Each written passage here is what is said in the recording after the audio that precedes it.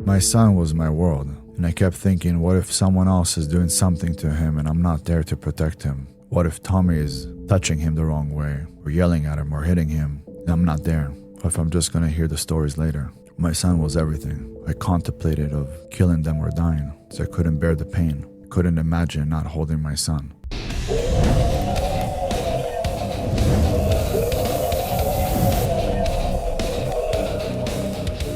We are here with Ben, aka King Azoulay. How you doing, sir? Good, brother. Thank you for having me. It's really good having you here. It's really good having you here because I think there's going to be a fantastic interview about the realities of the world. But before we dive into the topic, tell me a little bit about your bio, who you are. I know you're very popular out there, but for the people that don't necessarily know you, your life, your experience, and what made you who you are, tell us a little bit. So I'm Jewish, Israeli American. I was born in the U.S., but was raised in Israel till I was 10. And we came back here and lived here ever since. I've had a very, let's say, complicated life, which at the end of the day, I looked at it in a way where I could either be a victim or I could be a warrior. I could either be the victor or victim, right? Mm-hmm. So I decided I'm not going to be just another character in the story that's a victim. I'm going to be the author, and I'm going to change the script a little bit. So when times got really hard, I looked at it and said, you know what? I'm not a survivor. I'm a warrior. I was pretty much retired for a very long time. I did very well in business, made a lot of money by the time I was 24. And I had enough money to retire. I retired at 24, stopped working. At 27, I had my child. Once I had my child, I was full-time with him for a year. And then some things happened, which we'll talk about later. But about 3 years ago, I decided to get online on social media. There's a lot of good friends of mine that said that the world is missing people like me, people that are willing to speak out loud, people that are not afraid to say what they think. What's in my heart is also at the tip of my tongue. I speak it out. You're always going to like me for who I am, not for who I'm not. So I tell people, like, be yourself. Everyone else is taken. But everybody want to be somebody instead of just being themselves. And it takes time to build your own character, to know who you are as a man. And the hardest decision you'll have to make as a man is, what is it that I want to do for the rest of my life? And then going out there and committing to it. People are having a very hard time committing to something today. And I think showing them that I'm someone with a lot of discipline, someone who takes care of his physique, which is funny because I never really talk about bodybuilding, although I know everything about the body. You know, I competed in bodybuilding. I have a way different physique from most people because when I train extremely hard. So dense physique, dense muscles, very nice muscle maturity. Muscle bellies are always nice and full. So when people see me, they're like, you look like a bodybuilder. Why don't you speak about bodybuilding? But I never wanted anybody to take me as like this fitness guy. I'm here to help you fix your mindset. And there's something I created that's called the 5 F's that every man should hold. And I think it's something that we're all missing today. And thank God I have most of the F's. Now I'm going to work on my last one. I did have it, but it's gotten taken away from me. So first F, I believe that a man needs to have faith, needs to be very connected to God. If it wasn't for God, I wouldn't be here. I wouldn't be sitting in front of you. I wouldn't be having this fight that I'm going to have. My whole life, I dreamed about having, a big fight, being in the UFC, being a fighter. Then all of a sudden, I'm on social media and they call me to come fight in an arena in Florida with 30,000 people. Millions of people are going to view me all around the world just because they saw me on social media. They're like, we want to see this guy fight. So now I'm set to fight this guy called Gypsy Crusader on August 29th. It's going to be in Florida, arena with 30,000 people. Wow. It's like insane. That's my first fight. Like that many people are going to show up to come see me fight and some of the other fighters. I feel like if you have the right relationship with God and you have faith, everything will fall into place. Because I don't just thank him when things are really good. I don't go to him when things are really bad.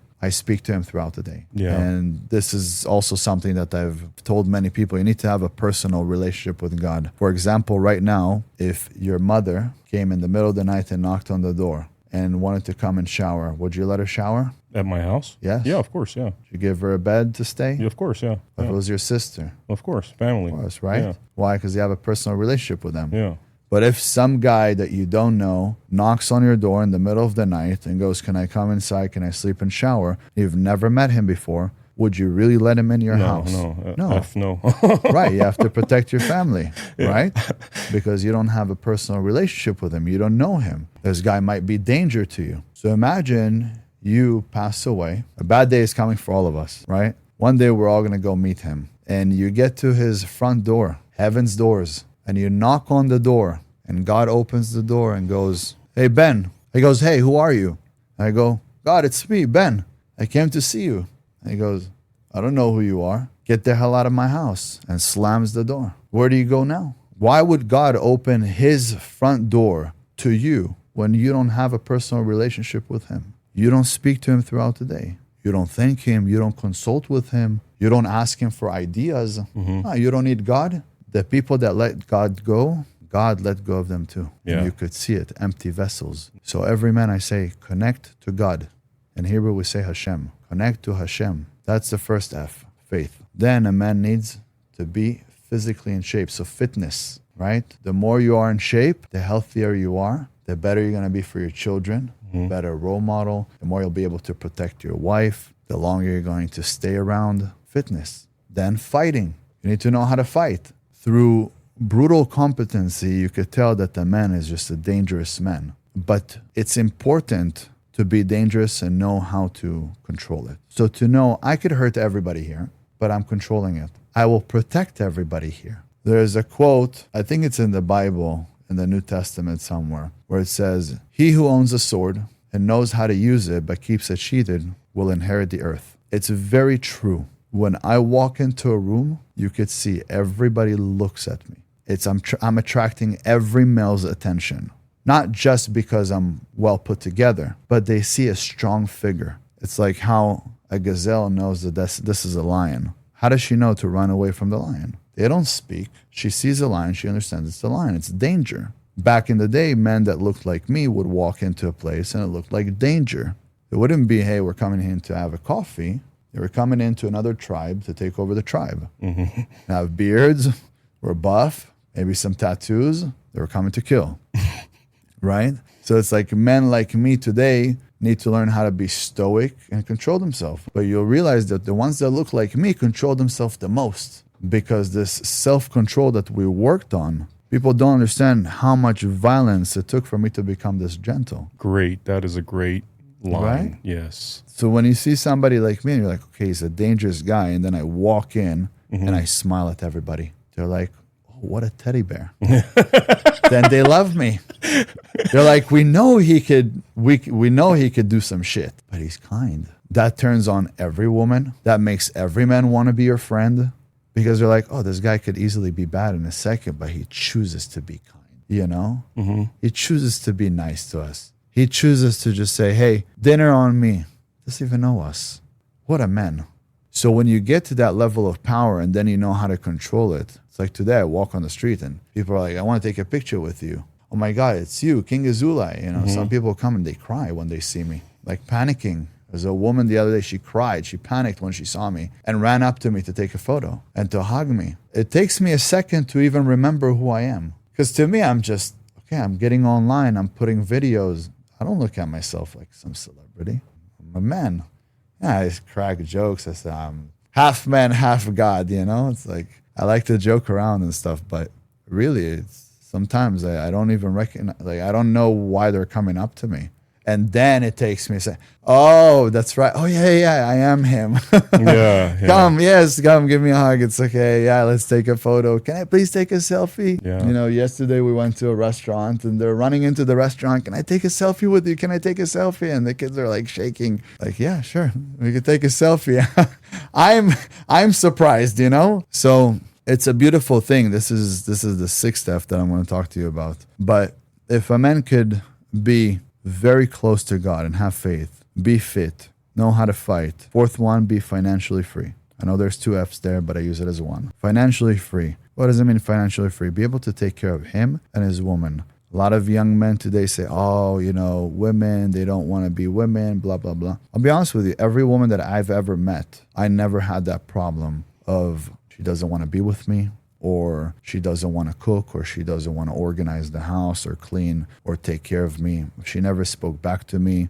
Never had a woman who told me I'm going to go to the club with my girls or I'm going to go on a vacation. Like, I don't have that problem. So I'm assuming just men are not being real men, to where the woman just feels like she can do whatever she wants. But if I meet a woman, now I'm taking care of all of her problems. She has a flat tire, I take care of it. She needs to fill up gas, I fill it up. She has a car payment, I pay for the car. She has a payment for the home, you're moving in. I don't like her clothing, here is money, let's go shopping, let's change your outfits. If you know how to take care of a woman like that, what do you need? Nails, hair? Every how long? Okay, how much is it? Okay, here's double the money. This is for whatever you want. This is for this. Here's a drawer. There's always a drawer with cash. You need cash. You always keep on you $1,000 to $1,500 in cash. Here's an open credit card. As long as it's not, $5,000 or more, up to $5,000, you could spend it on your own.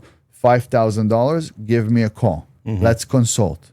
Do we really need it or not? I never had an issue with a woman saying I'm not going to make him coffee. Every woman, even if I needed to, even if I woke up at 3, she would wake up at 2:45 to make me coffee, to bring it to bed, to bring me the water, to everything, whatever I needed. Food for the day, meals, massage. There was never an issue of, I don't want to do this or I don't want to do that. But you don't want to do it? Not a problem. Next time, I'll also not want to do it. Do you think you going out with your girls is affecting me? If I'm going to go out with my boys, I guarantee you it's going to affect you. Because when you go with your girls, you guys are going to have a drink. When I go to buy the club. And when I buy the club, I don't just sit with my boys because, obviously we buy all the girls in the club too. Is that what you want?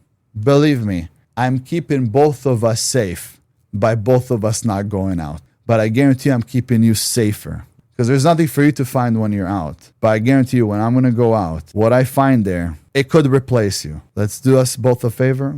We'll both stay in. You want a relationship or you don't want a relationship? I know how to hold my place. I'm a man. I hold my place as a man. You hold your place as a woman. The second you go out of line, no problem.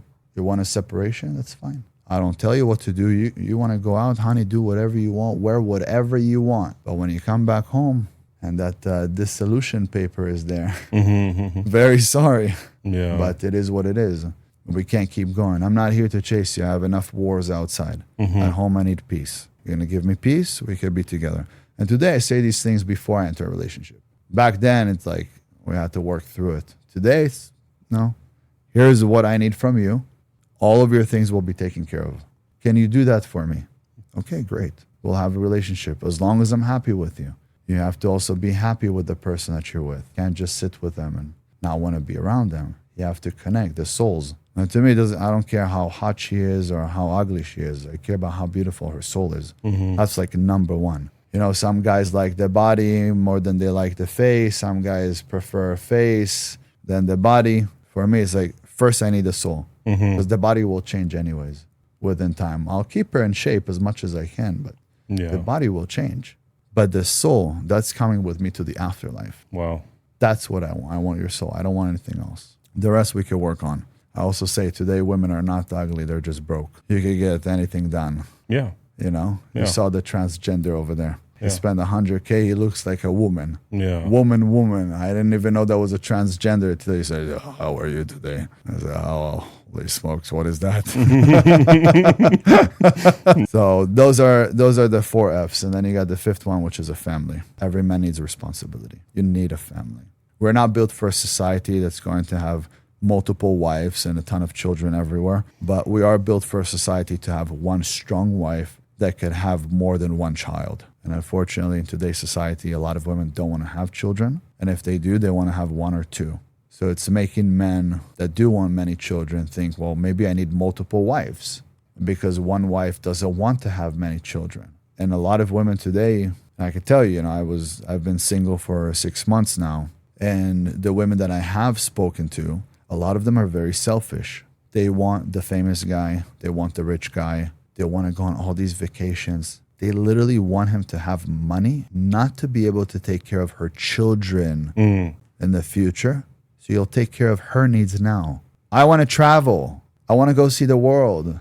I want to be on a private jet. I want to drive a Rolls Royce. I want to live in a big house. Okay, alone? You don't want children? Well, not yet. That could wait a few years. You're 30. How many more years? I don't know. When it happens, it happens. But for now, I want to see the world. So it's an issue because you have some really good women who ended up also meeting bad guys, who these guys dragged them in their best years of their life. 5, 6, 7, 8, 10 years. No ring, no marriage, no children. And said to these women, well, you know what?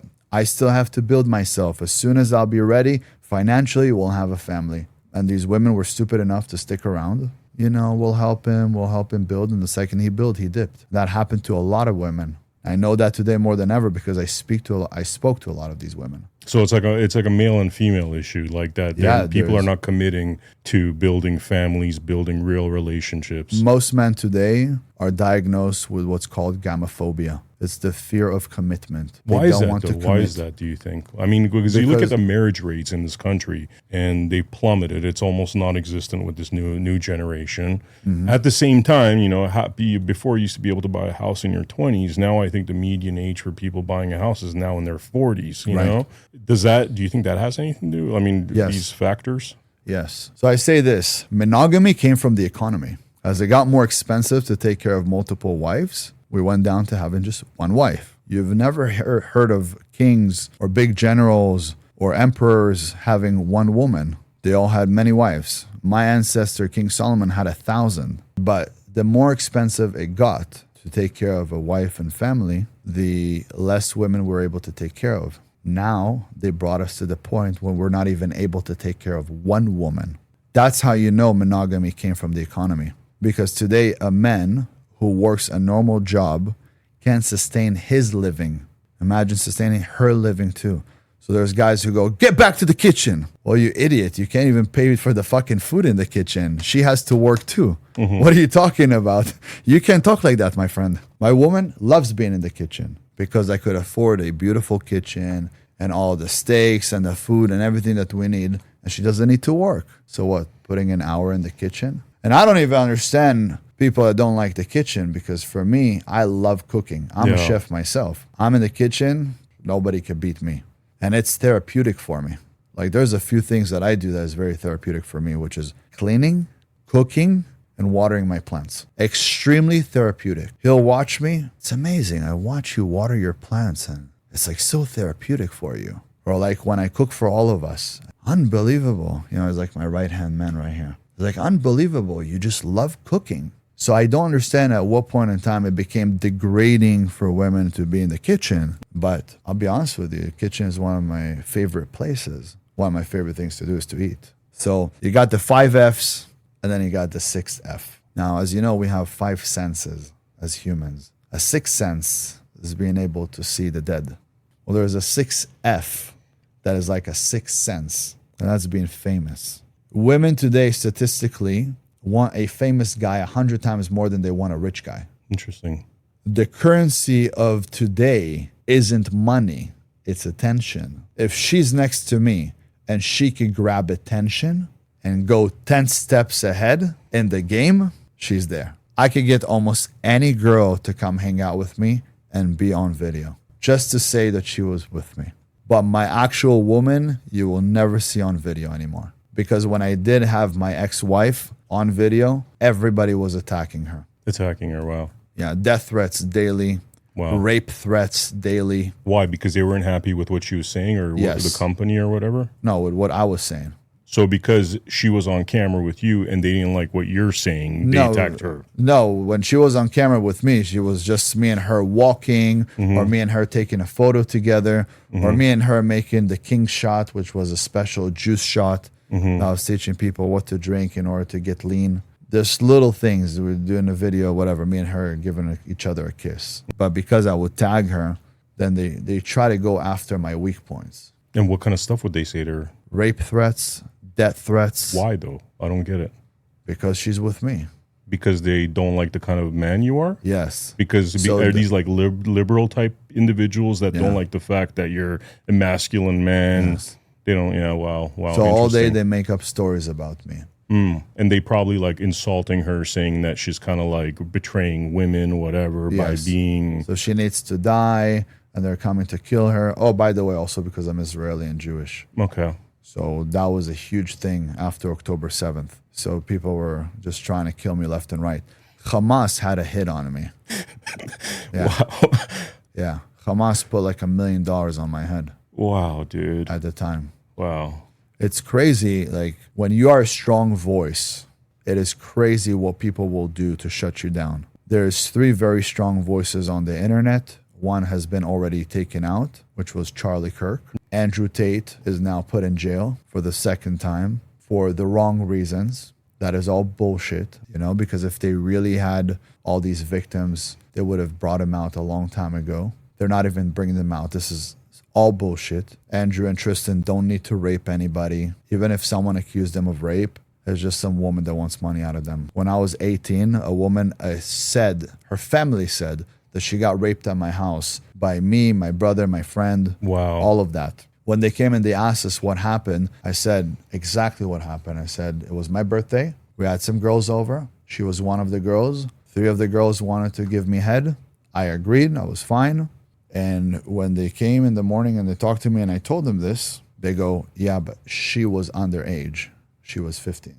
Wow. She was about to turn 16. But she told us she was a freshman in college. So I battled it almost all the way to trial saying I didn't know her age. That's not fair because her friends were over 18. So that's not fair. And her friends came against her and she didn't want to come to court. So she bailed. She was like, no, nothing happened there. She didn't even say that I did anything with her, but it was her parents and they sued us for $51 million. They didn't just sue us. They sued her girlfriend's parents, everybody. Wow. Come to find out, her psychiatrist brought out paperwork that she was addicted to ecstasy, marijuana, and alcohol for 1.5 years before she met us. So from the time that she was 14, she was addicted to these drugs. She was going out to see older boys at night, meeting them, sleeping with them. Her parents wanted to put her in boarding school, which they tried to make us pay for it and saying, oh, we're sending her to boarding school because she didn't want to cooperate with them. So they send her to boarding school and try to make us pay for it. It was like $100,000. So the parent of her girlfriend, forgot his name, but he was a big lawyer and they didn't know. They sued him. He goes, okay, let's get all of her documents, all of her records from the doctor. She had a psychologist, a psychiatrist. The parents were seeing a psychologist to speak between them, to explain to them how to raise that daughter. She was fighting at school. She was beating up kids. The parents weren't together, right? No, they were together. They were together, okay. Yeah, but they were older couple, very old. I don't know how they had her, but they were very old. And she would blackmail them by saying, I'm going to commit suicide or I got raped, leave me alone. That was like her go-to thing, to just make them leave her alone because she wanted to party. So they sent her to boarding school. When they tried to sue us to pay for boarding school, the father of her best friend pretty much was a lawyer and he had them bring all the documents, all the things that she's been through. And then they saw that they were speaking to the psychologist about putting her into boarding school, into Copper Canyon before this incident. It's all premeditated to force you through false accusations to basically take your money, more or less. Yes. Wow. They said that my brother raped her. My brother was 14. My brother was 14. How can you say that he raped her? So anyways, there was this guy online who brought out a year ago the lawsuit. So the lawsuit itself was done after the criminal case. And in the lawsuit, the parents said these crazy things that me and my brother dragged her from room to room and all of these crazy stuff, crazy allegations. But when the court went on, they asked for the criminal charges and they saw that in the criminal, none of this was ever said. So the $51 million, there was no settlement, nothing. It all got dismissed. The case got completely dismissed. But there's some guys on social media that this is what they do. They talk really badly about big influencers. So they called me a pedophile and a rapist and all of those things. So a year ago, she started getting messages of, we're going to come rape you because you're with a rapist, you're with the Israeli. Wow. By the way, she's Israeli too, but I guess they're saying that Israel is some pedophilia state and that anyone who supports Israel is a pedophile. That's what they're saying online. Now, what I just said will be taken out of context as well, where they'll pretend that I said that it is what it is. Yeah. That's what they do. They take things out of context and they just post it like that. Look at what he said. Yeah. And nobody on social media goes to search the whole thing. They just see a line. So this, whatever me and you are having here, will be clipped up by bad people and will be everywhere. Everywhere. Yeah. So for quite some time, people were like calling me a pedophile and a child molester and a sex offender. And if I were any of these things, I would be on the sex offender list. Yeah. So I even showed them I'm not on the sex offender list. I showed them that the case got dismissed, that at the time I only got what I said that I got. I said, I got a blowjob. I didn't lie. I don't believe in lying. Lying is fearing. I don't fear nobody. I said exactly what happened. This is what happened. I got a BJ. By saying that, they told me, well, not knowing doesn't pull you away from the crime. So I was fighting it and I was about to go to trial. And then my lawyer said, listen, you told them if you were to keep your mouth shut, the girl kept her mouth shut. She didn't say that you did anything. So if you were to keep your mouth shut, we would have been dismissed here. Unfortunately, you spoke. I said, what am I not going to tell him the truth? Yeah. I say the truth. I'm not afraid. So he said, okay, so you're going to have to take a plea deal now, which means not a lesser charge. It just means, you can look it up, it just means that I'm willing to accept what they're giving me. Instead of going to trial, because in trial they're going to say, well, you said it. So why go to trial and spend another 40, 50K with the lawyer? Yeah. Anyways, you're going to get that charge because you said it. So because you said it, it's too bad. You can't go back on it. So I said, fine, I'll take the plea deal. Because I was trying to fight it saying, I didn't know the age. That's not fair. So what if I told you guys the truth? But he said, not knowing the age will not pull you away from the crime. Not knowing is not knowing. It doesn't matter. I said, but she lied. She said she was a freshman in college. So that whole thing unfolded with the civil lawsuit. But the civil lawsuit was dismissed because everything they said there was a lie. So for a while, people were calling me these names, which I said, you know what? That's fine. If that's what they want to call me.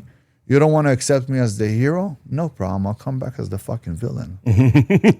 But you're going to have me one way or another. I'm not leaving. I'm not leaving. That's your choice. Yeah. You want the best of me or you want the worst of me? Either way, you're going to get it. I'm coming for everybody. Is that, I'm curious, is that the first time you've been false accused of something?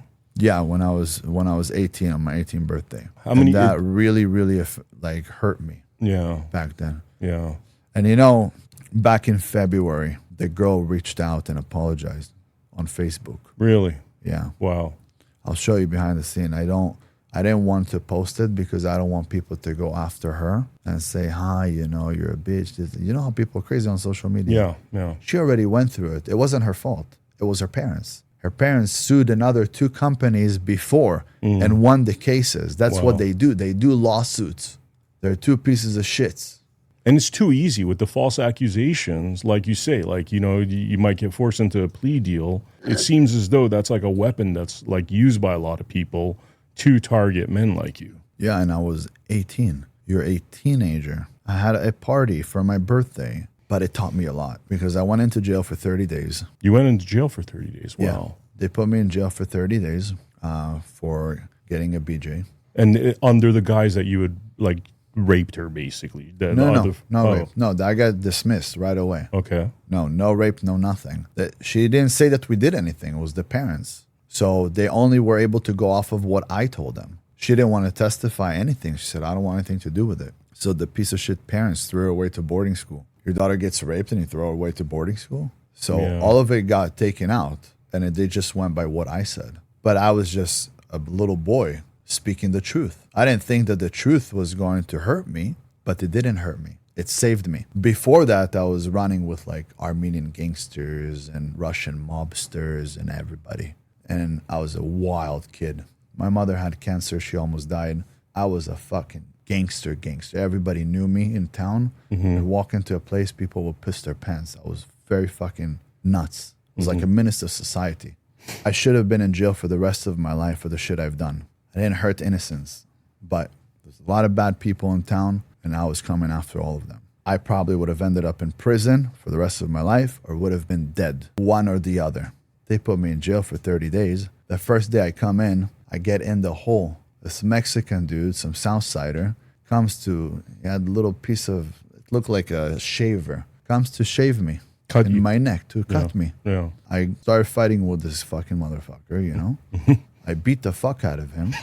Cops jump on me, pull me, put me in the hole. I think it was on a Wednesday or a Thursday night when they booked me in. So they came to give me food, and I said, I eat kosher. They put you in a hole. The hole is like a little tiny square piece. There is a fluorescent light at the top. Everything is the whole room is spray painted in white, and the light never turns off. And there's a fan above the door. There's nothing to see through the door except there's a slate on the bottom where they give you food on the floor. And then there's no windows. And the light is always on. There's a metal bed dug into the wall. They didn't give me any kind of mattress. No pillow, just a sheet. The fan is always on. It's always cold. They come to give me food. I said, when can I see the rabbi? I'd like to have kosher food because their food is shit food. Yeah. Oh, yeah, you want to see the rabbi? No problem. He's coming in next Tuesday. They starved me from like Wednesday night all the way till Tuesday. You didn't eat the garbage food. No, they starved me. They didn't give me any food. They just said, oh, no problem. You want kosher food, yeah? Wow. No problem. So they gave me juices and juice boxes and milk in boxes and toilet paper. And they didn't let me out once. They were supposed to let me out an hour a day, right? Because it's like a SHU program, but because it's not prison, it's pretty much solitary confinement. So they put you and they'll pull you out for an hour a day. So 23 hours in lockdown, and 1 hour they'll pull you out, either play some ball. It's an indoor yard, I celebrated my 19th birthday in jail because I was fighting it my whole 18th. So by the time I went in and said, fuck it, I said, what did they want? 30 days and then they dismiss it off and you'll never see this case again? Great. They expunged it off my record. It doesn't exist. They only found out because of the civil suit. The civil suit is public, but the criminal, you can't find it anywhere. Wow. I even went to the court to try to pull out the criminal to show that guy that pulled out all the bullshit about me, to show him that the criminal wasn't like the civil. But they had no paperwork. They said we threw it away. And I even offered him, I said, you know what, let's do a lie detector test. So you could ask me, did you rape? No. Did you, whatever you want to ask there. Did you tell them that you got a blowjob? Yes. Like whatever you want to ask me about that night, ask me. And I'll prove to you with a lie detector test that I didn't do any of that stuff. And he said, okay, we'll do it with me. And then he just continued to make videos on me because he makes money off of making videos on me. Yeah, slandering you and stuff. Yeah. But him we're taking care of a little bit differently. That sounds very scary. What do you mean? How are you taking care of him? Listen, when someone slanders your name and does everything to destroy you, when you have a moment to get him back, make sure to get him back. Yeah, I know the feeling on that. You know what I mean? Like you have to. If you have the opportunity, you could do it legally. You don't have to do it illegally. Yeah, totally. When you have money, you could do a lot of things legally. Yeah. Okay, so after that, were you ever false accused ever again? Did that ever happen again, that sort of thing? So I started keeping cameras in my house. I decided after these 30 days, I'll never go back to jail. I've had multiple situations where women came into my house and tried to sleep with me, where I said no. And one woman kind of freaked out because I didn't want her. She came over and she was drinking wine. And she started screaming at me and why I don't want to sleep with her. And I said, I don't want to. And it was at a building that I was living at. I think I was maybe 20, 21 at the time. She started flipping out, ripping her shirt and screaming, rape, I'm getting raped. But she's getting filmed now. But now it's in my house and there is film. She starts beating herself up. Crazy Brazilian chick. Wow. I go, okay. Okay. Yeah, continue. Good. Continue. When she goes to open my door, I say, don't forget to say hi to the camera. Wow. And she looks and she sees camera. And I said, the police is on the way. I called the police. They came. They arrested her and I did a restraining order against her at the time. And I've realized, okay, I got to really be careful with women. I got to really fucking be careful with women. And now more than ever, woman, sign NDA. Sign an NDA. You can't speak about my life. Everybody wants me dead anyways. Don't speak about my life. I'm not going to speak about you. Don't speak about me. It protects both of us. She signs an NDA. I can't speak about her. She can't speak about perfect. Yeah. Whatever we do is between us. You want to make love to me? All right, send me a video saying you want to make love to me. I signed an NDA. I can't share the video anyways. It's between me and you. Just in case you're going to say that I raped you, here to the cops. Here we go. It's crazy because I've heard so many of these That's stories. how worried I am today. Yeah. That's how worried I am. Right? It's, you know, right? That's how worried I am. You know what's funny? Like this story you're telling. I mean, obviously, but it's sad that I have to worry that much, right? Yeah. Like, why do I have to worry? Why do they have so much control over me? You know, Charlie Kirk, may you rest in peace. What a good man. What a good man.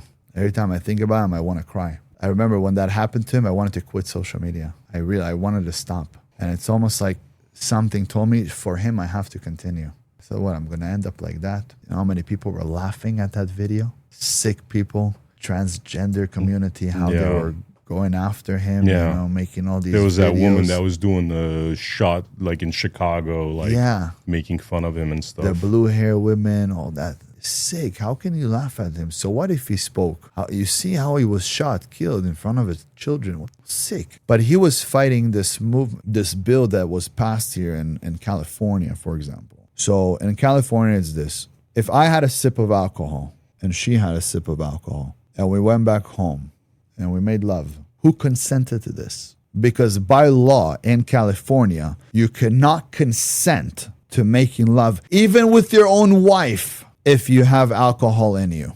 Wow. But she wanted it. Nope. She couldn't consent. She had alcohol inside of her. This is if after it she says, oh, he raped me or whatever. Yes.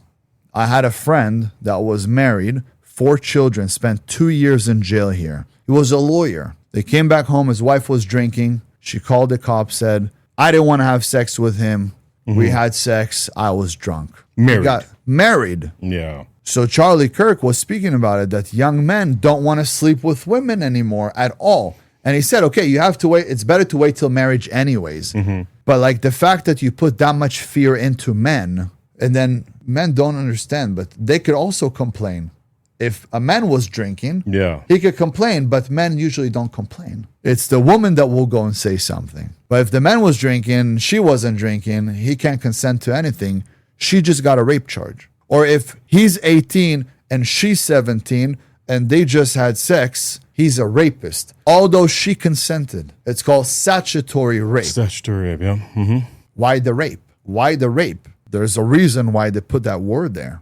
They're killing men in California and they're destroying men in the United States. And the Western world, I would argue. The Western culture is destroying men. Men have no authority. Men know they have no authority. We know that. Imagine what would have happened that day when that woman started beating up herself to make it seem like she was raped and abused by you, and you didn't film it. What do you think would have happened in that story if you hadn't filmed it?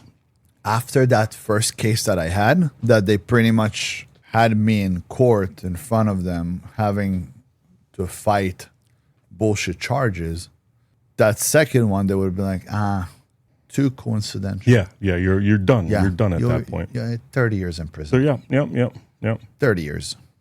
I think, and this is what it should be, but obviously society does not want men to have power. But if a woman accuses you and false accuses you, and it comes out that she falsely accused you, she should pay all of your lawyer fees, and she should do the same time in jail as you were supposed to do. Yeah, that would discourage the false accusation. I call it the false accusation industrial complex.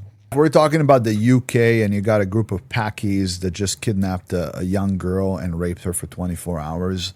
Yes, cut off their heads. But no, over there, they'll give them 2 years because they'll say, they're from a different culture and they are like lions. They can't handle themselves because they see a young girl with her shorts and a little booty out. So they have to go attack, and they don't know what they're doing. They don't know any better. So we're just going to let them go after 2 years or 6 months or whatever, after they destroy that little girl's life. Yeah.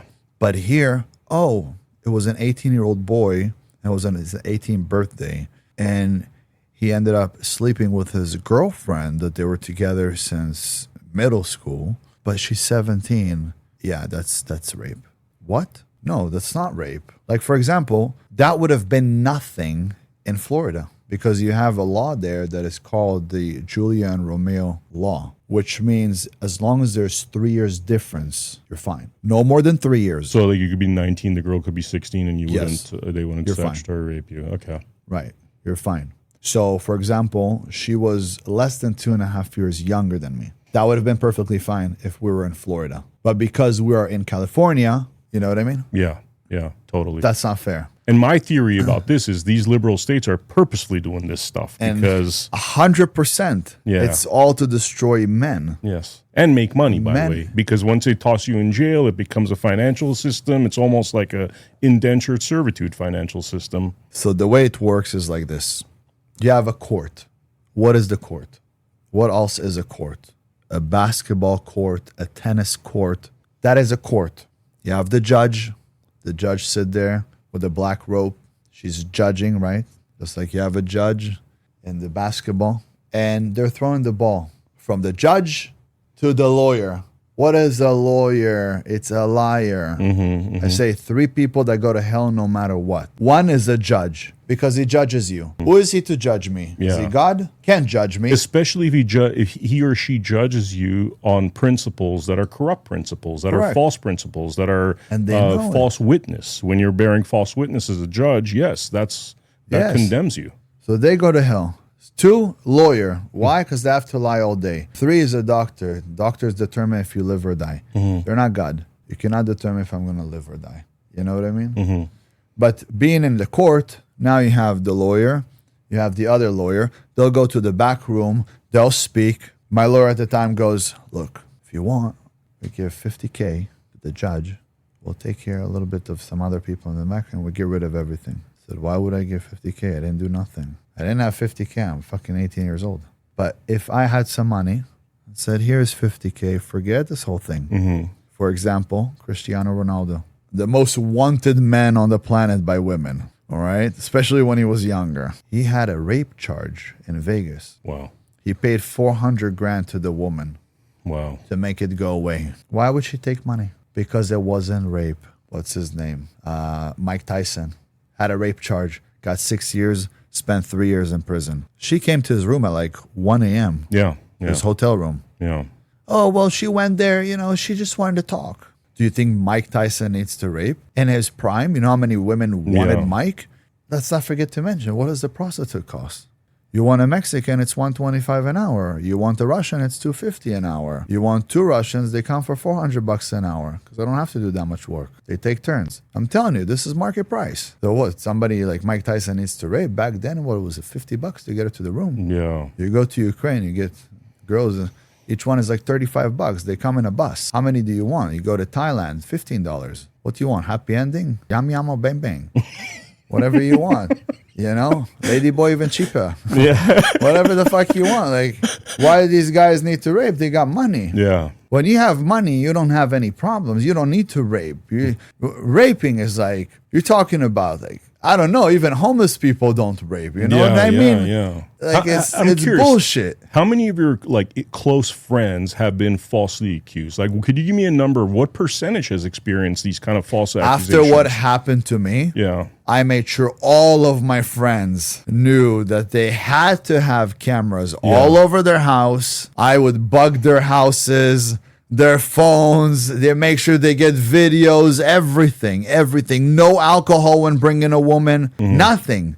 Girls would be like, hey, let's do some drugs. No drugs, no alcohol, no nothing. Tonight, sorry to say this, you're getting this. This is all you're getting tonight. Another night, we could drink alcohol, but you're not getting that. What do you prefer, this or that? We could do that tonight, that another night. Drugs, completely not around me. I hated drugs. I was always sick of people taking drugs. Gives you like this false reality that everything is good when it's not. It's not, yeah. You need to learn how to deal with your shit. It softens you as a man. Yeah, it fucking destroys you. So, and I had a lot of friends that fell into drugs. But on another note, almost every second girl that I met in California said she was raped. And then I heard of the Me Too movement. Yes. Oh, me too. I also got raped. You know what, honey? I also got raped. I did. I got raped. I'm still getting raped. Oh, wow. Really feel bad for you. Yeah, mine wasn't that bad. It's all the Me Too movement. I got raped. You know, then all of a sudden you're getting a bunch of guys saying, I got molested. Listen, I got the shit kicked out of me by my father. And even worse, by my grandfather, I'm perfectly fine. I want you to tell me about that. Like, I remember when like we first met, I talked about like your rough upbringing, you know, and in this interview, you're talking about the trauma you grew up with, you know. Like, tell me what happened. Like, what did you experience growing up that like affected you? So, you know, when we were talking about mental health over there, I also used to think that I had mental health issues. Like I told her, I went to see a psychiatrist and a psychologist, and they just wanted to put me on medication. And I fought through it. I remember I was 13 years old. Through Kaiser, I went to see a psychiatrist, and I told her I'm really not feeling good. Like I have anxiety, I have anger, I have depression. So they put me in a facility for like 2-3 days where they came, they talked to me and all that. They would give me like a pill in the morning, you know, to sit down and open up and stuff. And they said, listen, you're perfectly fine. They said I was fine, which is crazy because usually they would just want to medicate you. But they asked me like what was going on in my life, and I would just kind of share a little bit, but I wouldn't share too much because I didn't want to get my dad in trouble, right? But my dad was one tough motherfucker. And in order for me to forgive him, because I didn't speak to him for 7 years, I got back to talking to him a few years ago. But in order for me to forgive him, I had to think of how he was raised by his father. And fathers aren't given a manual book of how to raise a child. So they do their best. His father wasn't home. He was a sailor. So every time he'd come home, he'd beat the shit out of him. He'd also tie him to the bed and leave him there for like a day, 2. Beat the shit out of him for doing bad things, or just beat the shit out of him? Actually, beat the shit out of him for not being the man of the house because he was the oldest child. So they were trying to like toughen him up to prepare him, basically, in a way. No, he was supposed to beat his brothers and sisters who were giving mom a hard time while dad was gone, or giving a hard time to the teachers at school. He was supposed to discipline them. So he didn't discipline them well enough. And for a long time, he didn't speak to his brothers and sisters because he needed to discipline them. But when his dad would come back every 3 months, every 8 months, depends on where he sailed to, he would beat the shit out of him, like really bad. And then he would tie him to the bed and leave him there for a day, 2, no food, crying, shut the fuck up. If you do anything, you yell, I'm going to beat the shit out of you more. I'm going to kill you and have another one of you, you know? That was the mentality. So I had to understand how my dad was raised in order for me to forgive my dad. So anytime you're going to speak to any badass motherfucker, or you speak even to a serial killer or even to a rapist, you speak to them and you hear their story, and then you start to understand how it happened. Yeah. And the most important thing is nowadays is I think we have the knowledge and the ability to raise children the best way that we can, because they constantly talk about needing to leave a better world for our children. But the truth is we need to leave better children for our world. Our world is dying because of retarded children. Yeah. And not really retarded, but being stupid. As society, we have a problem because everything that they're selling to us isn't good for us. There's a whole system. There's a reason why they don't like me speaking, because there's a whole system that needs to come down. Everything needs to come down, from the judicial system to the curricular system to the health system. Everybody is against you. Nobody's for you. It's a system to make a man collapse, children to be taken away from you, the children to be brainwashed and raised by the system. So you have worse people. The world is falling apart, especially in Western culture. You go to Tel Aviv, they just had the biggest gay parade in the world in Tel Aviv. Now they want to do it in Jerusalem. Like, what are you talking about? Yeah. The Holy Land. Your preference is your preference. You know, how can I speak you? Can I say the F word? Blah, blah, blah. Dude, go for it, bro. Oh, yeah. You want to get fucked in the ass, it's your problem. Yeah, yeah. Do it at home. Yeah. Don't bring it out to the streets. Yeah. Don't walk around naked. I don't walk around naked. I don't have straight parade. I don't have straight month. I don't. Yeah. What I do in the bedroom, I do in the bedroom. That shouldn't give, it shouldn't be for, it doesn't matter. Yeah, it's private information. Yeah. We don't need to be out there with these they put socks on their peepees and walking around naked and man thongs, and it's crazy to me. Yeah. But the fact that they're allowing it and they're and pushing encouraging for it. it's sickening. It's sickening. Yeah. It's sickening. Now, I don't have a problem with gay people. Yeah. Be gay. Yeah. More women for me. That's fine. I have no problem with that. I think today we have 35 million gay people in the U.S. And then I believe that 95% of the prisons are filled up with men, not women. There's way more men in prison than women. I think it's like 95%. So you're getting into a polygamy society where women will have to share men because most of the men that they want also, it's 1%. The rest of them can't even afford to buy a Happy Meal to stay happy. Yeah. Yeah. They're all unhappy. So we're in a system that's collapsing. That's also why we had the whole war thing. People think the war with Iran was because the Americans really cared about the Iranian people. Israel cared about the Iranian people because they're very close to us. But did America didn't? It's all a money game. So you're saying the war is to collapse the system? No, the war is to continue the system. In 1971, Nixon took us off of the gold standard. We got off the gold and we got on the dollar. BRICS nation was all about the gold standard. You know about the BRICS nation? Yeah. Gaddafi was about the gold standard. That's why we took him out. Now you have all these countries that are coming together trying to get off of the dollar. The dollar is the world reserve currency. So the second you have someone, let's say like China, that wants to buy from Saudi Arabia oil, they have to take yen and turn it into dollars and then buy oil. You can't buy oil without exchanging it into dollars. And every single country around the world is like that. Now, God forbid you're not going to do that. We will bomb you 100%. You're not going to exist. Yeah. What do you mean getting off of the dollar? Once the dollar collapses, the U.S. collapses. So if the U.S. collapses, you think the U.S. cares if the whole world collapses? Of course not. So let's just bomb everybody. Where do we bomb first? We'll bomb there. Why? We're putting fear into these people here who believe they're coming together with BRICS nation and going to bring also with them Iran. Iran, if I'm not mistaken, added to BRICS nation or was about to. Yeah. So this is all a scare tactic. Show people that, hey, we're not playing games. Look at the show. Look at these B-2 planes that we have. We'll take you guys out. And who's the best people to do it with? Israel. We have the most advanced military in the world. We don't have to be someplace to take out someone. All you have to have is a pager or a phone or a microphone, and we could take you out. Be sure of that.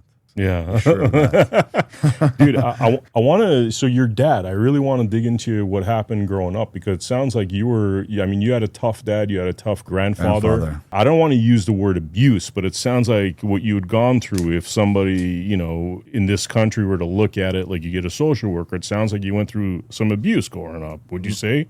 Right. The way that they call it today. The way they call it today. They call it today abuse. So in that situation, I was mentally abused. I was emotionally and physically abused. That's what they would call it. And you were talking in the podcast that we did about how you were hit so badly in the back of your head was bleeding. Did I hear that right? Yeah. How often? A kettle was thrown on my head. Wow. You know the kettle to heat up water for coffee? I was 10 years old.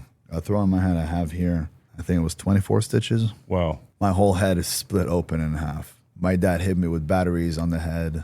He threw me in the room, leave me there for a couple of days, tell me that I couldn't come out, smack me. I remember one time, I think I was maybe 6 years old, and we went to the market. The owner, his name was Shia, and Shia loved me. He was the cutest little boy. I looked like a girl, to be honest with you. And Shia gave me a candy. So I put it in my pocket, and we left. I was with my dad. And when we arrived home, as we parked, I pulled the candy out and I opened it. And I came to bite it, and my dad backhanded me so hard. Oh, wow. In the face. And I remember just holding myself like I couldn't breathe. He said, "You're stealing, you piece of shit. You're going to steal."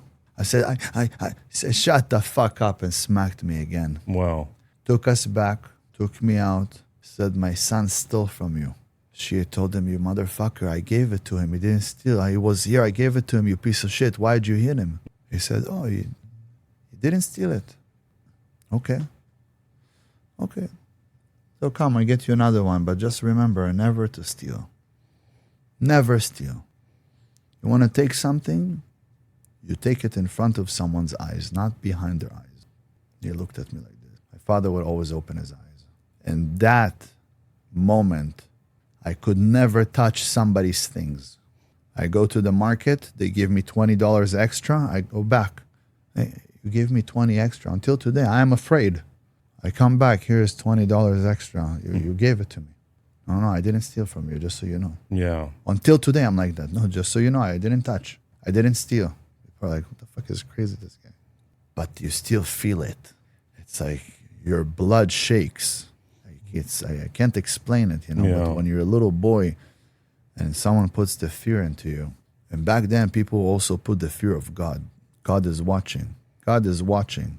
And if your parents beat you and you would fear them, you would also fear God. Yeah. Because if you don't fear your parents that you see every single day, Yeah. how are you going to fear God that you never see him?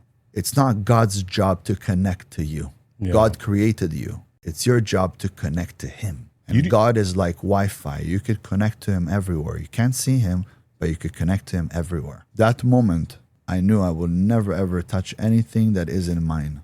And if I was upset with somebody, like let's say when I became more of like a badass and someone did something bad to me, I'd come to him, give me your wallet. I took your wallet, not behind your back. I took your wallet. Or one time I went to downtown, these guys tried to rob me and my boy Jonathan. Came out with knives. We pulled out our guns. We robbed them. We took their clothing and we were wearing their clothing to school. These Mexican cholos. I was coming with their pants, their shoes, left them naked. They wanted to rob me and my boy Jonathan for our gold chains. Wow. Came out with knives from an alley over there in downtown. We used to go down to downtown. We used to go to MacArthur Park. We used to work with some Serenios, get fake IDs for everyone in school. That's so funny, dude. You're like, a lot of the stuff you're saying resonates with me because this is like, when it comes, okay, I just have to mention this. I remember I stole a Dukes of Hazzard toy when I was 9 years old. My parents beat the shit out of me so bad that after that point, I could never steal again, right? And the reason I bring this up is similar. I mean, your dad beat the shit out of you thinking you stole something, but it made such an impression on you. But if like now you get like a social worker in California, they would have separated me from my parents after that beating. They would have separated you from your dad. They would say your dad's abusive and they'd put you in a foster care home or they'd adopt you out. Now, you didn't talk to your dad for 7 years, so you're obviously pissed off at him. Yes. Now, if you could go back, would you want to be separated from your dad, or are you happy you experienced that stuff? I'm the happiest I've ever been. I'm complete with everything that God put me through. Every single thing. I'm glad I went to jail for false accusations. I'm glad that I got to see it right before I would have ended up dead or in jail for the rest of my life. I'm glad that my dad beat me because he taught me how to be a man. He didn't beat my brother. My brother is nowhere nearly the man that I am. Really? Wow. Still a child, 32 years old. Great businessman, makes a lot of money, multi-millionaire, good looking. But everything that he has, I taught him. Really? Wow. I taught him how to do business. I taught him how to do sales. I taught him how to work out. He was a fat little child. My dad was taking it easy on him because he was the last child. I didn't. I was tough on him until not too long ago, until some years ago, he also hated me. And now he appreciates me because he's building for himself a $10 million home. Wow. He has $2 million in cars. He's fucking baller. He's built like the Hulk. All that because I pushed him, So my dad was tired after me, but I got the energy to work with my brother. Because you're the oldest one. Yeah, I have an older sister that nobody knows about, and I don't really share anything about her. I don't want anybody to attack her and shit. But Got you. my brother, they attack my brother a lot. So you're thankful for like I'm that so experience grateful for that everything. Really? You wouldn't change a thing? Yeah, I wouldn't change anything because it's a plan. Everything is written above. God has a plan for all of us. He really does. And it's just how we perceive things. Perspective is so important in life. I don't get hurt by anything, by anyone. Nothing offends me anymore. I'm not offended. I'm not hurt. I don't suffer from anything. But it's because I'm so okay with everything that happened. Yeah. Because I trust that he did it all for a reason. There's a reason. I mean, none of us, do you know where you came from before this life? No. Where I came from? I don't know. You don't know. Yeah. And you know where you're going once you pass this life? Potentially, if I Nobody do the knows. right thing by God, I know. Nobody really knows. And the problem is that most people don't know what they're doing here. They lost their purpose. But I found my purpose, so I know what I'm doing here. So knowing what I'm doing here and following my dream, which I realized was my mission, that God sent me on here. And as long as I woke up this morning, He still has me on my mission. He still needs me to do something. Or else he could have kept me asleep. But he woke me up today. You see? There's official announcement for the fight. Oh, wow. Right Awesome. now. Awesome. This is the first official announcement. Very cool. The fight is going to be in Orlando, Florida, August 29th. I'm fighting a Nazi, a guy who says that everyone should be dead except white people. You're not white. You just look white. He doesn't like you either. You're Armenian. Yeah, I'm too Armenian. Yeah. Yes. So, I don't need to fight this guy. I'm fighting him because of my mission. I'm the only influencer that is Israeli that is willing to fight this Nazi. Fighters will be willing to fight him, but I'm not a fighter. I could fight, but I'm not a fighter. I'm a businessman. I am a man that's chasing his son, doing the best to create enough recognition that his son will know who he is. Yeah. I don't have to do this. I have money. I'm already 36 years old. This guy here is a loser. He's got nothing. He doesn't have money. He doesn't have anything. He's a Nazi claiming that you need to gas the Jews and kill the niggers and all this bullshit, Speaks very degrading about black people. And today I see souls. I love everybody. I have friends from every culture. As long as you're a good soul, that's good with me. I don't care what color you are, where you're from. And that's the beauty when you understand who you are as a human. There's more to that too. Like when you come to this world, did you come with some sort of an investment? Did you bring something with you? Investment meaning... Or did you come alone? Nothing, empty-handed. I mean, whatever talent God gave me, I came with something. But you didn't bring money with you. No. Nothing. No. You came here with nothing. Yeah. And when you leave, no matter how much you make here and how many buildings you'll build, do you take anything with you? No. Nothing. No. So you didn't come with nothing, and you're not leaving with nothing, which in definition means in this lifetime you didn't gain anything and you didn't lose anything. And too many people are worried about losing something. It's not yours. It's lended to you by God. Enjoy it. He could take it any moment because he could take you. Enjoy it. Be happy with what he gave you. So these are the cards that he dealt for me. The dice didn't roll out the way that I wanted them to, but there's a reason for it. What's the reason? Well, that's why we have faith. Because if we knew what tomorrow was going to bring us, why would we need faith? The only reason we need faith is because we don't know what's coming. But when you have people that don't have faith and they don't know what's coming, why are they even living? And that's why you have 600,000 men last year committing suicide. That's why you have so many crazy people too focused on, let's change my gender. Let's work on my pronouns. I am LGBTQ. Yeah.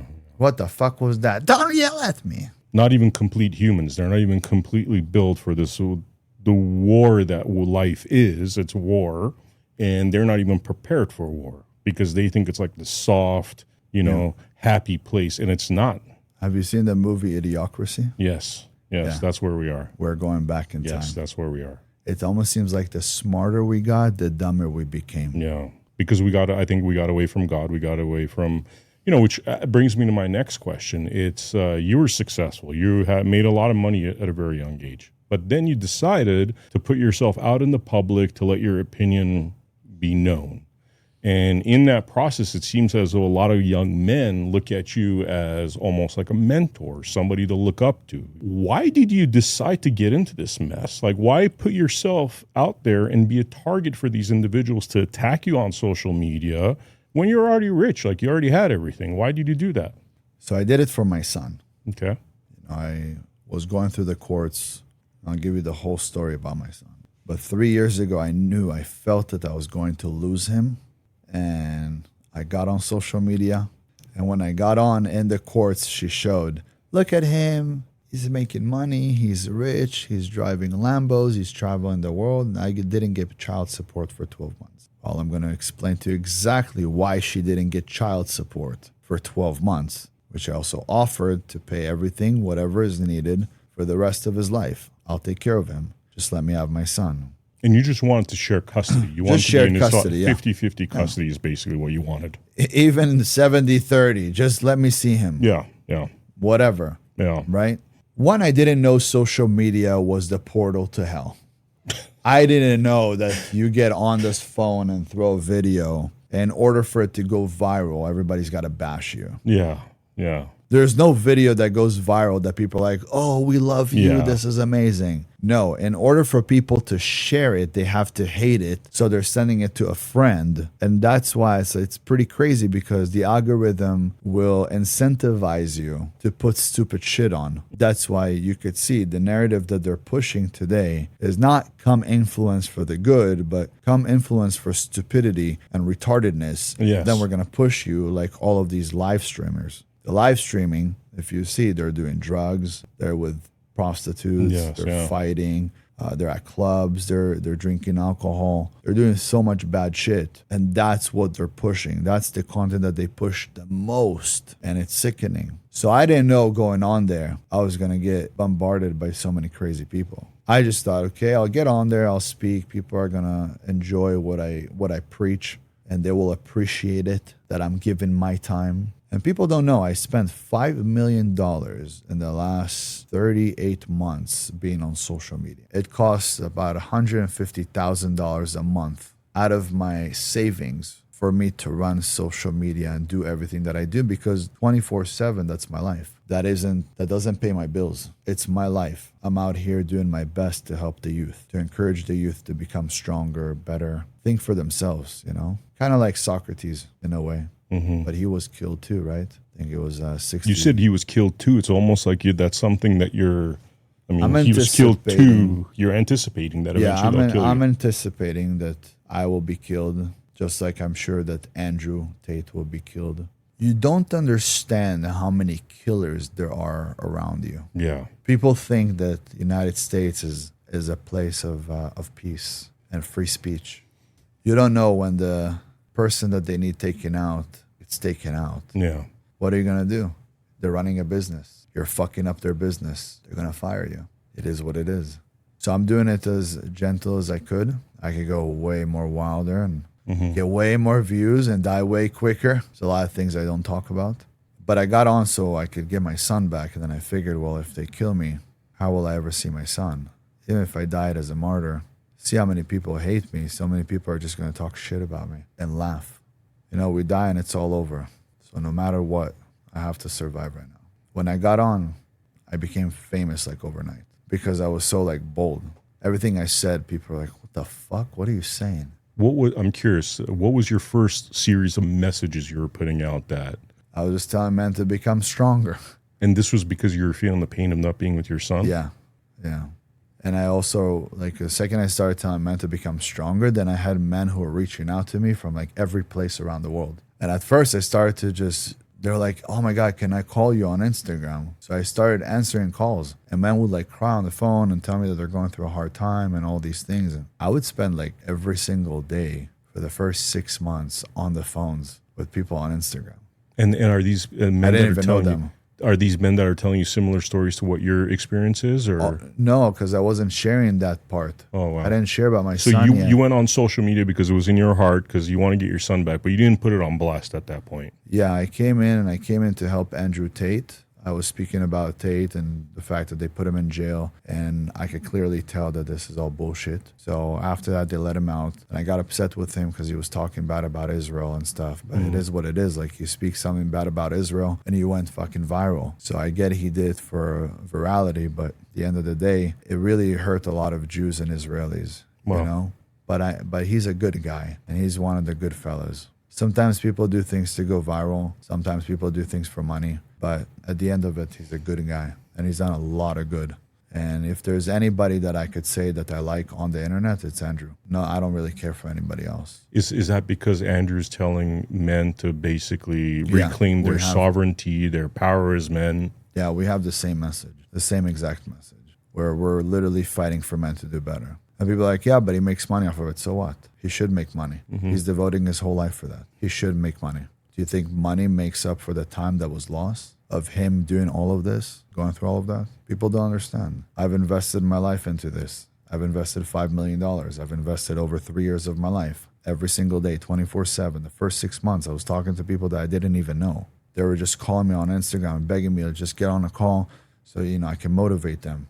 and I would stop them from committing suicide or get them off of drugs, get them in the gym, write for them. I had this hype where people were like, some people really loved me. So I was like giving them meal plans and workout plans and all that just for free. They were looking for male guidance because they Yes. were lost. I'm curious, could you give me some examples of the kind of stories that these people would tell you? When somebody's like calling you and saying, dude, I'm thinking about committing suicide. Why are they thinking about committing suicide? A lot of them went through heartbreaks, for example. A woman left them or a woman cheated on them, and that one made them want to just end their life. A lot of the times when a woman cheats, she cheats with somebody who's better, right? For example, if you have a household and you have a man cheating or a woman cheating, it's two different things. A woman cheats so she could leave. She's looking for something better. A man cheats so he could stay. Most of the men that cheat are usually in like sexless marriages. So they go cheat, not saying it's okay. I'm just saying that's the reason they cheat, is so that way they don't leave. That's why 82% of divorces are initiated today by a woman, not by the man, because men stick around. They have a duty to protect and to take care of their family and to provide. A woman doesn't have that duty. So she'll look for a way to get out. Also, she's highly incentivized, right? Government funding, alimony, child support, take the house, take this, take that. She's highly incentivized to leave. So you sneeze the wrong way and she's taking most of your shit. And then you'll pay for a lawyer and then you have to pay for her lawyer too. Don't have money. Yeah. So now you're paying for two lawyers. And then now you have to move out of the house because she feels it's a little bit threatening to her that you're around. Yeah. And now she's telling the children that you left the house because you left them because you don't love them. So that way she gets a hold of the children. Now she has a hold of the children. Now everybody's against you. They say if the devil can get to you, they will send you a woman. He will send you that woman. That's how the devil got to Adam through Eve. He sent him Eve to go eat from the apple, from the forbidden fruit. And because of Eve, we didn't conceive even one child in the Garden of Eden. Not one child. And I don't hate women or anything like that. I think that it's a man's fault. Because you know what's the first thing that God asked Adam?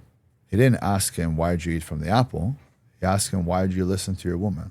So we have a society where a lot of the liberals want women to be involved in certain things, but women are more emotional, where we are less emotional, more realistic, we're more rational. So when we make choices, we make it from a man's standpoint, which is usually thinking 20 steps ahead. Why 20 steps ahead? It's not because men are smarter than women. It's because we think about the future.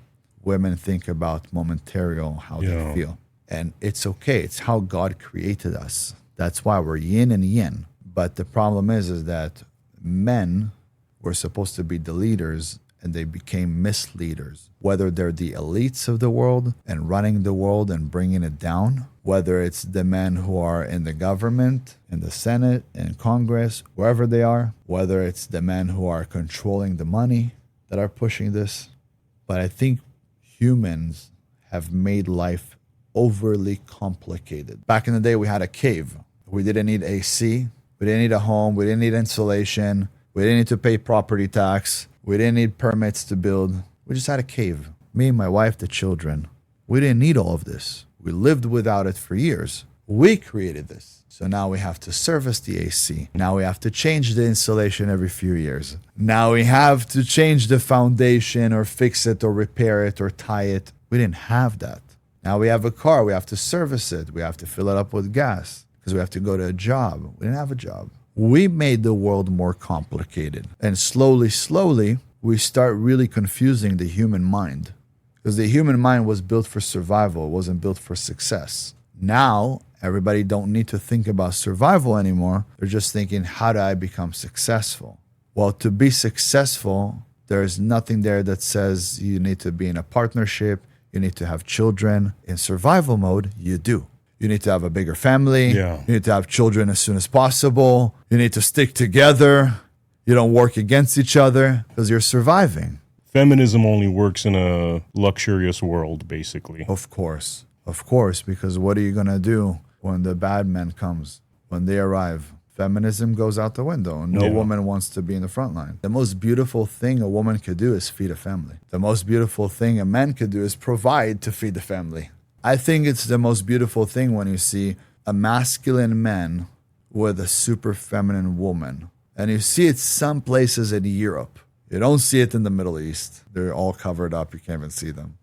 So there's the extreme, obviously, but they're extreme to both sides of the spectrum. Middle East covered completely, looking like a ninja. Yeah. I don't agree. Here, completely naked, I also don't agree. Like 30% OnlyFans or something. Like there's a really high number with 18 to 25-year-olds being on OnlyFans in our country. It's sad. Yeah. It's sad. They're like, well, my value is in my body. I'm my value. Okay, speak to me in 10 years. Yeah. 10 years later, exactly. can't find a man. Yeah. What are you going to do? Come back home to a Gucci bag, a Mercedes, nice house. Okay, great. But how long can you do OnlyFans for? A man's power is his beauty, and a woman's beauty is her power. The older you're going to get, the less beautiful you're going to be, the less power you're going to have. Nobody's going to buy OnlyFans from you when you're 40. Yeah. Why? Because there's a new model. And earlier we were talking about also like ages and age of consent and things like that, and how there's the Romeo and Juliet. Every place around the world is a different age of consent. And I made a video not too long ago explaining that. I said, men travel the world today and they go places. And it's not fair for a man who comes from a place, let's say, like Italy. Well, let's say he's 18 years old. In Italy, the age of consent is 14. So he comes here and then he dates a 17-year-old and now it's called rape. He doesn't know. So what we need to do is we need to do an international age of consent. Make it 18 worldwide. I agree with 18. I think people shouldn't have sex till marriage. Now I understand that. Even me as a man, I thought that it was only women because they kept saying, well, the more a woman sleeps with men, the less attached she is, and she can't connect, she can't bond. It's true, but it's also true for men. Yeah. I could tell you, I've been with a lot of women in my life. I'm having a very hard time to bond with a woman. It's taken me so much to bond, to want to have a family. Like I know subconsciously I want to have a family, but it is so hard for me to want to have that with like a woman. Is it that like you find you might get disinterested with one female or? Yeah. Okay. Yeah, like I might lose interest in a year or two, or things might happen like with others and we didn't align, and too much. It's almost like fear, right? But it's not fear because you don't fear of something happening, but you're like, even to bond, it's just something has changed for me. Like I'm doing it right now, slowly trying to, but it's very hard. And I never thought it could be that way. But now I understand what King Solomon went through. He lost his kingdom because of having too many women. A woman can make you and a woman can break you. I think now when I'm looking back at it, I think from here on, you won't hear me say anymore that women are the problem or feminism is the problem. You will hear me saying a man needs to be held accountable for his actions. And it seems like men have always been leaders and we led women here. Now, it's not me and you because we are really good men. I can tell that you're good men. Thank you. But it's the weak men and the men that wanted to break society, that are very smart men. They have led them here. So it's our job now to do our best to fix society. Going back to your son, I want to hear what happened there that led you down, because you spent like $5 million on this. And it seems as though the seed of it was you losing your son. I thought it was me losing my son, and today I'm focused still on getting my son back. But I realized that God needed me out there to take care of so many other children around the world. Okay. He took away from me one son and gave me over 1 million. And now I understand why he took my son away. I didn't understand. I used to be in conflict with him. I get into arguments like, why'd you take him away? Why? Why Being me? pissed off at God that this happened. Yeah. Like, why? Why am I going through all this headache? Why have you put me through all this? What's this for? What now?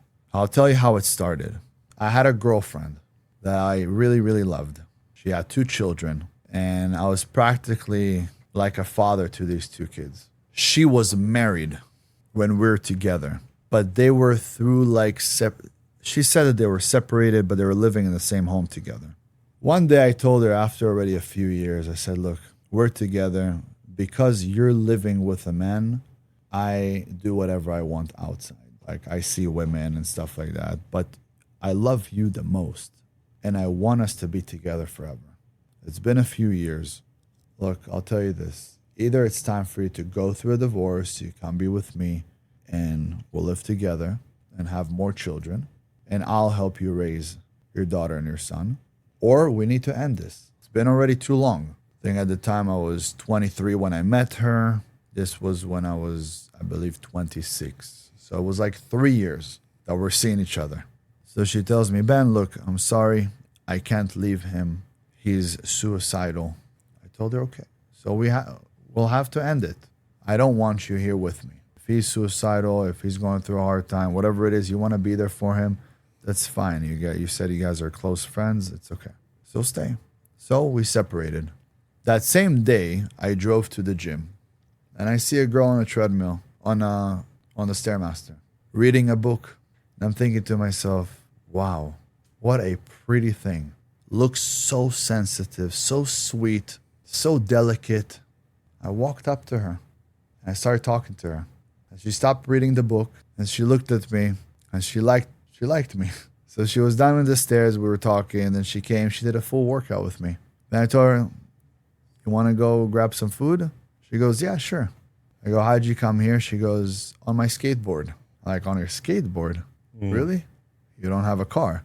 She said, yeah, I came on my skateboard. I said, okay, come put your skateboard in my car. At the time, I had a Bentley Super Sport. She comes in my Bentley. She's like, whoa, I've never been in a Bentley before. She didn't know what car it was, she said. She said, I've never been in this kind of car before. This is crazy. I said, it's a Bentley. She thought the B was for Ben. She saw Bentley, you know. She was like a year younger than me. So we go have lunch. And after lunch, I go with her, you want to go grab some ice cream? I really enjoyed my time with her. I said, listen, this is God sent me a woman and everything is working fantastic. So she goes, yeah, let's go have some ice cream. We have ice cream. We go for a walk. So we're walking down the streets and we're like looking at houses. And I asked her like, what kind of houses you like? And she's like, that looks like a beautiful home to start a family. And then we just started talking about family and this and that. And then we finished the ice cream. I was like, go watch a movie in the theaters. She was like, yeah, sure. Let's go. And she looked like an angel. I said, God sent me an angel. She goes, you know, my stepdad's name is Ben. And he also has a Superman tattoo. I have a Superman tattoo here. Nice. He also has a Superman tattoo. I said, okay, this is a match made from heaven. So we went to the movies. And when we get to the movies, she goes, do you mind if I use your phone? My phone's about to die. And I go, yeah, sure. What would you like to call somebody? She's like, yeah, I need to call my boyfriend. I said, okay, sure. This is the first time you heard she had a boyfriend? Yeah, it was the first time I met her. Wow. She was living here in California, but she was from Ohio. They were together for 4 years. But I guess she saw me and she thought it was, I don't know, something from heaven. And I thought the same. Like everything really aligned well. We went to the movies, and after the movies, I went to drop her off, and she was holding my hand. And she's like, I don't know what it is, but I can't leave you. I said, you want to come over? I said, yes. We ended up making love at home. And then Max flew out here and was looking for her because she stopped answering him. And I remember when we were at her place, he came, he was outside of her door. He bought her tickets to go to Magic Mountain. He flew here from Ohio. We didn't answer the door. And he was knocking on the door and he was like, please, Kate, I know you're in there.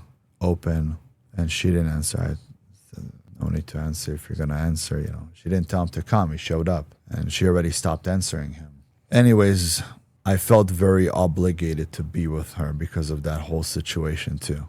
Although I wasn't crazy attracted to her physique.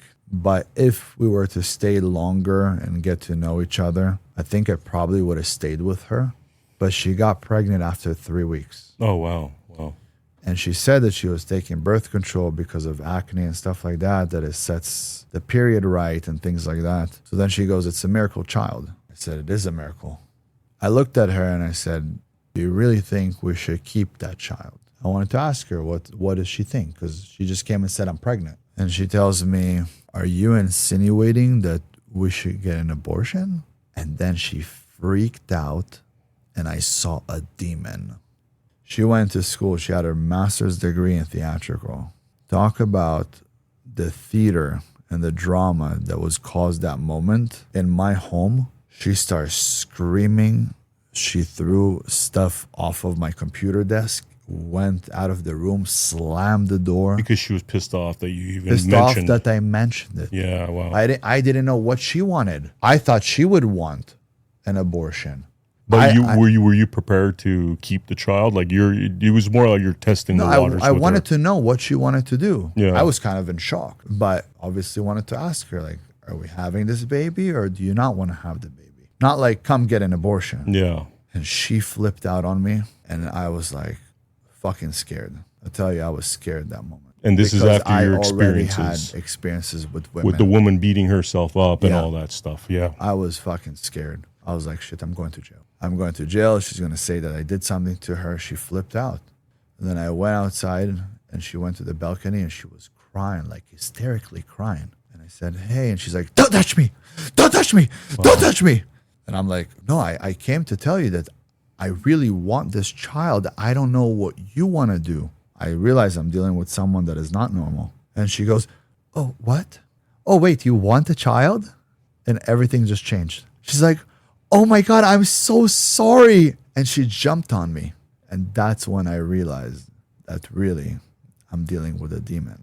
I stuck around. I'm curious, what was it that made you realize you're dealing with the demon? Because of the flip in the personality and almost bipolar indications, maybe? Yes. This goes back to how she was raised. So I went through with it. I moved her into my home.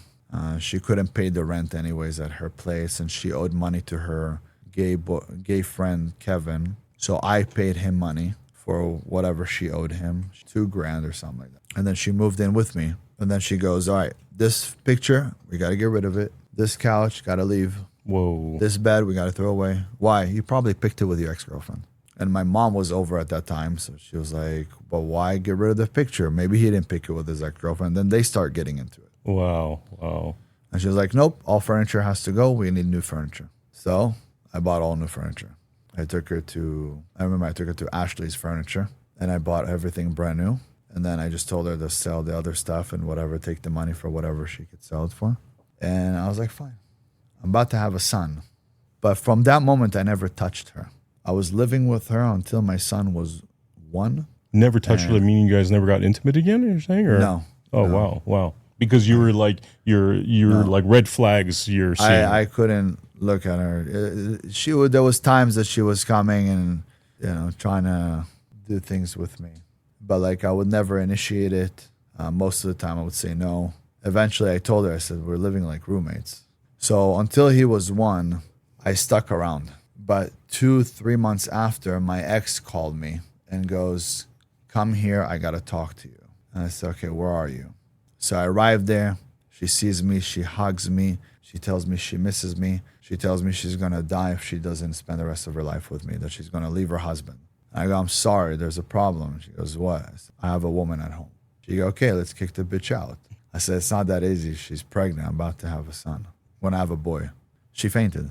She fainted right there. And I had to take her to Tarzana Medical Center to get checked out, make sure she's okay. And then I told her we can't be in touch, but I loved her to death. And now I was stuck with a woman that I didn't want to be with at all, missing a woman that I loved like insane. Because of the back and forth, her being married, coming back, leaving me, coming back, I'm leaving her, she's coming back. We call it a super toxic relationship. Yeah. But we wouldn't fight, but we would leave each other. But the coming back made sparks in the air like God was in our bed. So it's like a different love because it's coming from toxicity. So imagine, I was dreaming about her every single night, waking up in the middle of the night, looking back, seeing a pregnant woman, thinking to myself, what the fuck am I doing? I want to be with her, but how do I even leave this one? If I leave this one, she's going to say I did something to her. She's cuckoo. So I have to stay. And then right before my son turned 1, I was driving down with my business partner and I go, bro, I think I don't want to live anymore. The only thing that's keeping me around is my son. But I'm living in a home with someone that is a monster. I don't know how to leave her. And I don't want her to take away my son. But I have to get back to my ex-girlfriend. If I don't get back to her, I think I have no reason to stay here on the planet. Like I miss her. I wake up in the middle of the night and I'm like having attacks. I need her. It was crazy. I used to feel like if she's not going to be around me, like I'm going to die. And I used to suffer from it so much. He tells me, don't worry, everything will be okay. We're driving down a street in the middle of nowhere. We just left a warehouse. He goes to me, wow, you missed the blondie. I look backwards. I see the back of my ex walking into a shop. I pulled the e-brake. I had a sports car. I pulled the e-brake, 180, got on the fucking curb. I get out of the car. She slams the door because she was freaked out. She didn't know it was me. Then she realized when I came, she looked and she realized it's me. She came out. We hugged for like 45 minutes. And we said from that moment on, we're not going to let go of each other.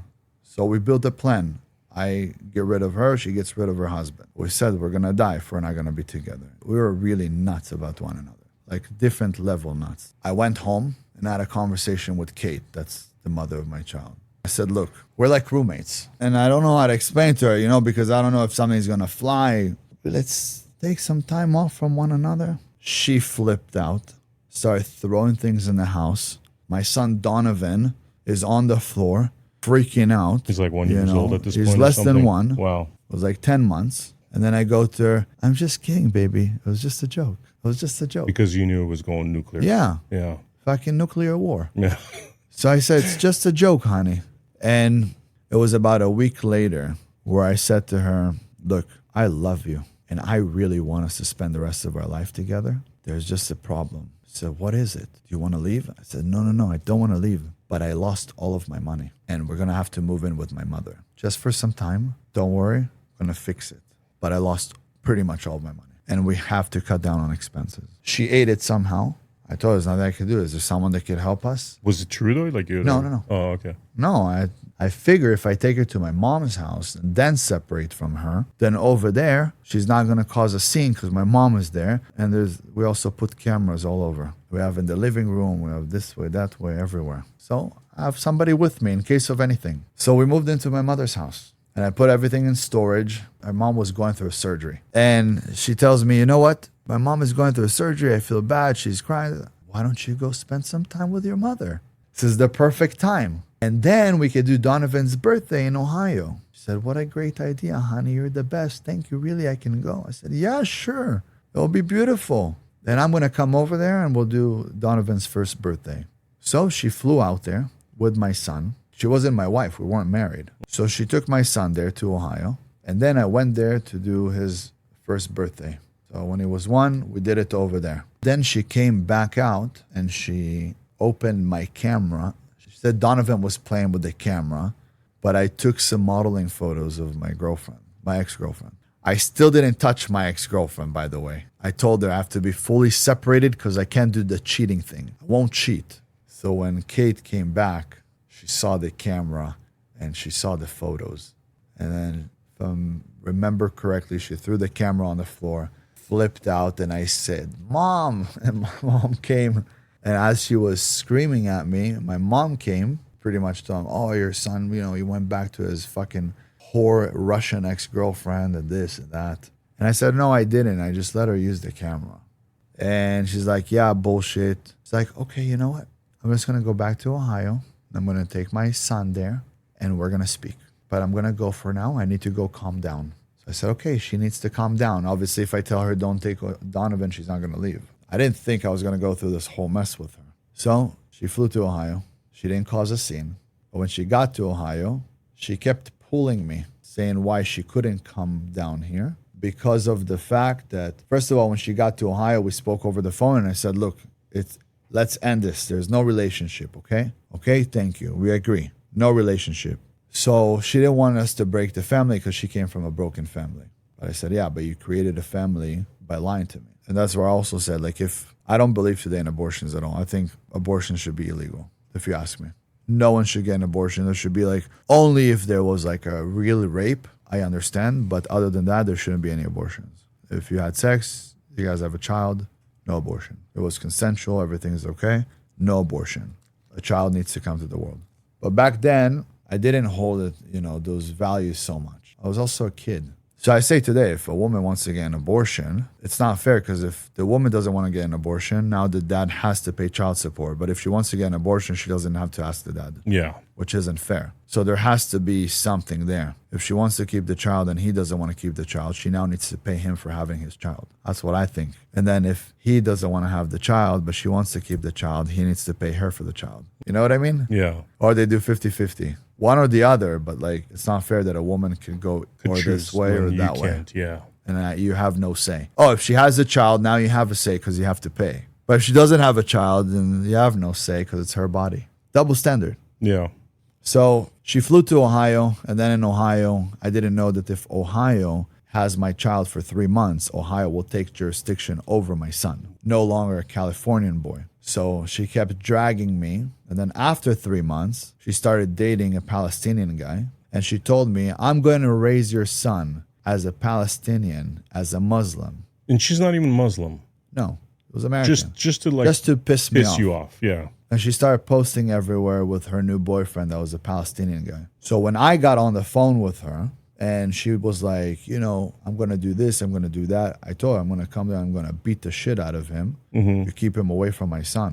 So she recorded me saying that. And then she wanted to say in the courts that I was a dangerous man and I was like I could be a violent man or whatever. The courts told her like, come on, take this shit out of here. We don't want to hear it. This guy wants to see his son and you did something fucked up. So the courts didn't pay attention to any of that.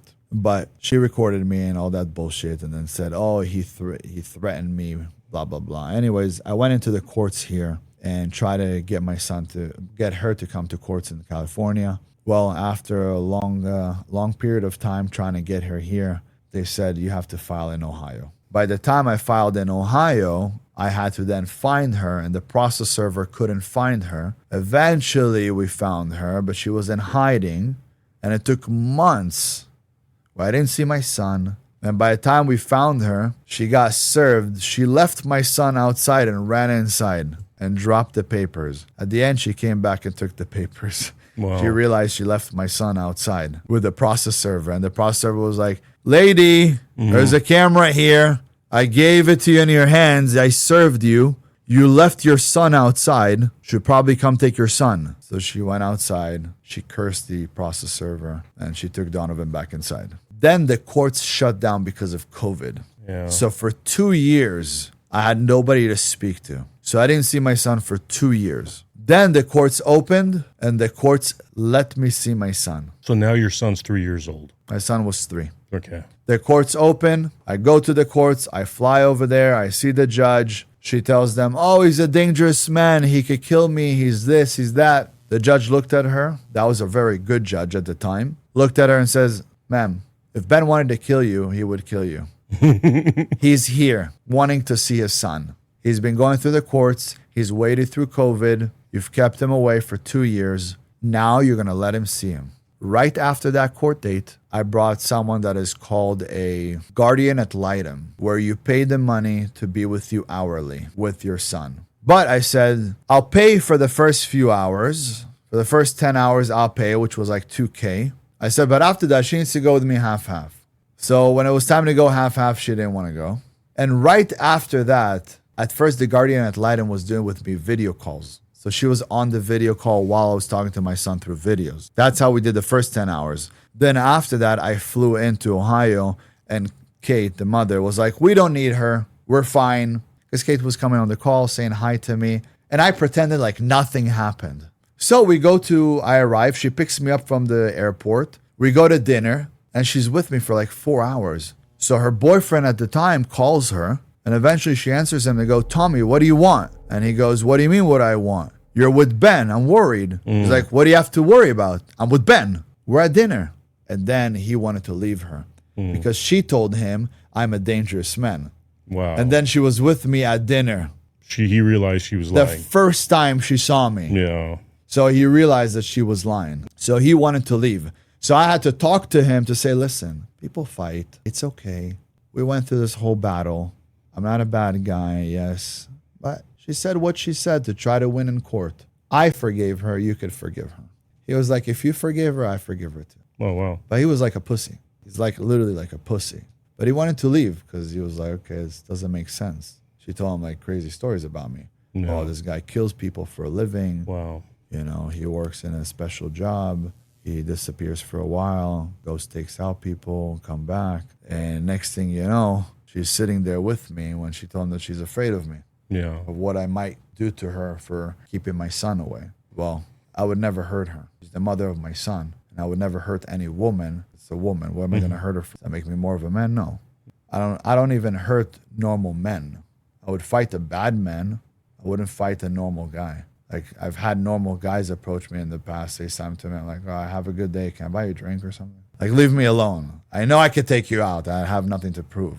After that moment, I saw my son for a whole year. So And now I he's helped- between 3 and 4 years old. You're seeing your son. Okay. I was seeing my son going back and forth. We were still going to see the courts. I helped her build a business. She was working for Arbonne in sales. I was teaching her sales. She was working for Arbonne, did very well. Then she wanted to open up her own business. I helped her. I hooked her up with some manufacturers in China, got for her samples, was really being like her best friend. She told me how her and Tommy weren't getting along because of Tommy's mother, because she supports Trump and Tommy's mother doesn't support Trump, that she hates Tommy's mother, and she had all these bad things to say, and that Tommy isn't, she called him like a golden retriever. He's like the poodle that they have at home. He does what she tells him to do, but he's not masculine. He's not a man like me. She would get back to me any moment, any time. That sex isn't like what me and her had in the beginning. Because before we had Donovan, sex was great. But then when she got pregnant and kind of like held me hostage, she lied to me about multiple things. Then obviously I didn't really want her anymore. I didn't want to have that affection. I felt betrayed again by a woman. So she told me all these things. She said, I would take you back in a heartbeat. And after 1 year, Tommy got her pregnant. And I didn't know. But because he got her pregnant, she figured, okay, I'm going to have to stay with him now. How do I get rid of Ben? So she told me, look, we already go through the courts, all that. We're paying lawyers. Let's just end it all. Drop the case, dismiss it. We know when you're coming, when you're going. You're paying for his school. They have your credit card. You're paying for hockey lessons. You're buying him all of his gear for hockey. You buy him his school stuff. You take care of him. You send me money for food. Like, we know what's happening. We know when you're coming, when you're going. Like, we don't need the courts to be involved. Stupid me believed her. And I said, okay, you're right. So I called in and I said, look, I'd like to dismiss the case. Told my lawyer to dismiss it. Then I got on a flight with Donovan back to Ohio. Donovan was with me here when I dismissed the case. I did his 4th birthday. And when we arrived there, I handed him over to his mother and told her I'm glad that we could work things out like this. And then I could show you the messages. For 3 months, I was trying to get a hold of my son, and she was like, yeah, he's a little bit busy. He's not feeling like getting on the phone. So this is after you dropped the son off? I dropped off my son. I dropped the case. I didn't sign with her any agreement. I wanted to go on good faith with her. I didn't know she got pregnant. She was trying to keep me away because she was going to start a family. So then for 3 months, she didn't let me speak to him. Oh, we're with family. Oh, he's not feeling like getting on the phone. Oh, I'm trying to get him to get on. I don't know. He's not feeling too well today. I show you messages after messages, and she's replying these things. I showed that to the courts too. And then she removed my credit card from the school, so I don't pay for the school anymore. She told him not to speak to me. She removed my credit card from his hockey lessons, pretty much removed me from everywhere, blocked me on social media. I sent the sheriff to her house. When the sheriff arrived, she told him, I have 100% custody over my son. If he wants, he could take me to court. Wow.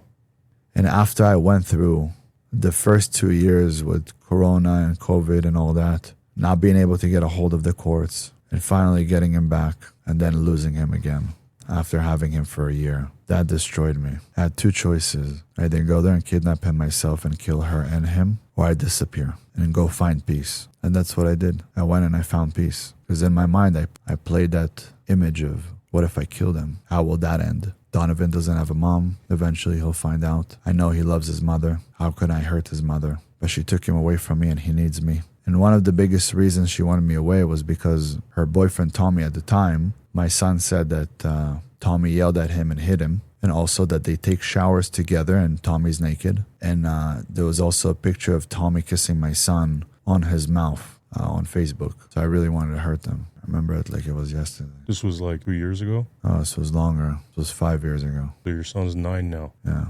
Wow. I mean, you're obviously a stoic man, but I could see the emotion in your face. I mean, how does it feel like trying to dig yourself out of this? Because it's so damaging to our masculinity not to be with our own children. Yeah. I have to suppress this feeling. My son was my world. And I kept thinking, what if someone else is doing something to him and I'm not there to protect him? What if Tommy is touching him the wrong way, or yelling at him, or hitting him, and I'm not there? What if I'm just going to hear the stories later? My son was everything. I contemplated of killing them or dying, so I couldn't bear the pain. I couldn't imagine not holding my son. I would hold my son every single night. He'd fall asleep on my chest from the moment he was born. I remember holding him, the smell of his hair. It's like you see this precious little thing that comes from you. People don't understand what the man can go through. I understand that there's men that don't feel the way I feel, that they don't want to raise their children because these are just men who are fucked up, but that's not me. That's not me. I wanted to be there to raise my son. I wanted to play ball with him. I wanted to teach him how to swim, how to ride a bicycle, how to shoot his first gun, how to drive, how to surf, how to fight, and I won't get any of that. And the best years are the years that I've lost with him. So I had to go find myself. And I took my mother and I went traveling with my mom. I kept my mom next to me so I don't hurt myself because I'm my mom's biggest hero. I take care of my mother. My mother is a cancer survivor. I'm her hero. I support her mentally, financially, spiritually. I'm always there for my mom. So I took her with me knowing that if she's around me, I could never take my life away. She was my emotional support because if I were to take my life away and she had to find me there dead, one, Kate will win, and two, my mother would probably commit suicide right after. So I had to stay strong. I kept my mom near. And my mom was falling apart too because my dad left her. So he left her 10 years ago for a younger woman. And my mom has only been with my father since she was 12. She was a virgin, never been with another man, never wants to hear of another man. I have a very stoic mom. She's religious, Jewish. I went to travel with her to keep myself sane. But by the time I came back and started looking for my son again and fighting for my son and getting process servers, by the time she got served, it was a year of me not paying child support. And then every time I went into the courts with a lawyer, after a few court sessions, that lawyer would leave me, drop out of my case, take my money and drop out. I had 3 or 4 lawyers who dropped out. And the last one left me 2 days before my trial. And every time it was women, I said, she has a women lawyer. She's a woman. The judge is a woman. I'll bring a woman. They'll know how to talk to them. All I want is just to see my son. Nothing more, nothing less. I want just part-time. Let me see him. Give him to me 2 months in the summer. Give it to me 4 weeks in the summertime. Let me be able to call him anytime and come by whenever I want. If I'm in Ohio to come stop by, say hi. Bring him to me, I don't know, another holiday or something. I'll fly. I used to fly out, bring him, fly back, same day, travel. It's not easy. It's a 5-hour flight there, 5-hour flight back, go through everything. It's like 24 hours of like traveling. Drive to the airport from my house is an hour and a half. Drive back is an hour and a half. Go take an Uber, pick him up from her house, bring him back to the airport. Go through security. I did it all. I have videos of me running around with my son in capes. I'm the Hulk. He's an Iron Man, and we go on trampolines and all that in Ohio. And I would take him to museums and amusement parks. And you name it. I was with him, active, doing whatever he wanted. I devoted my life to him. 3.5 years ago, I felt like I was going to lose him in the courts. I felt it. I felt it so much. So what did I do? I got online. I got on social media. But it's crazy because it was my business partner. And this is one of my businesses where we're making 50 grand a piece. He goes, I don't care how much money we're making. You have to get online. I said, me online? What do I have to do online? He goes, you have to get online. The world needs you. He's like, I'm going to send you this guy. It's like you, just in English. The way you say things in Hebrew is the way he says things in English. You have to hear him out. And who does he send me? He sends me Andrew Tate. That's why I will always love Andrew Tate. I don't care what you tell me about him. I don't care that he said, fuck Israel. Andrew Tate is probably the reason why I'm going to get my son back earlier. If it wasn't because of Andrew Tate, I wouldn't have been on the internet. If there was no Andrew Tate, there wouldn't have been King Azoulay. It was my business partner that came to me and said, listen to me. There's a guy, he's in trouble, but it's like you. There's like you have a twin brother. You don't look alike. So when he sent me his video and I see this bald guy, I'm like, what twin brother? What are you talking about? Yeah. He's like, no, just listen to him. So he kept sending me this guy. And for a whole week, I was watching the videos that my business partner was sending to me. My business partner was younger than me. And he's like, you got to get on the internet. And my business partner was a little guy. One day he shows up at my house and he goes, I bought you a podcast set to start. I said, forget it. I can't start. He goes, Ben, fuck you. What'd you say to me? He said, fuck you. I said, what? Did you take Brave Juice this morning? What do you think you're talking to? Yeah. Fuck you. I'm going to put you in the ground. Yeah.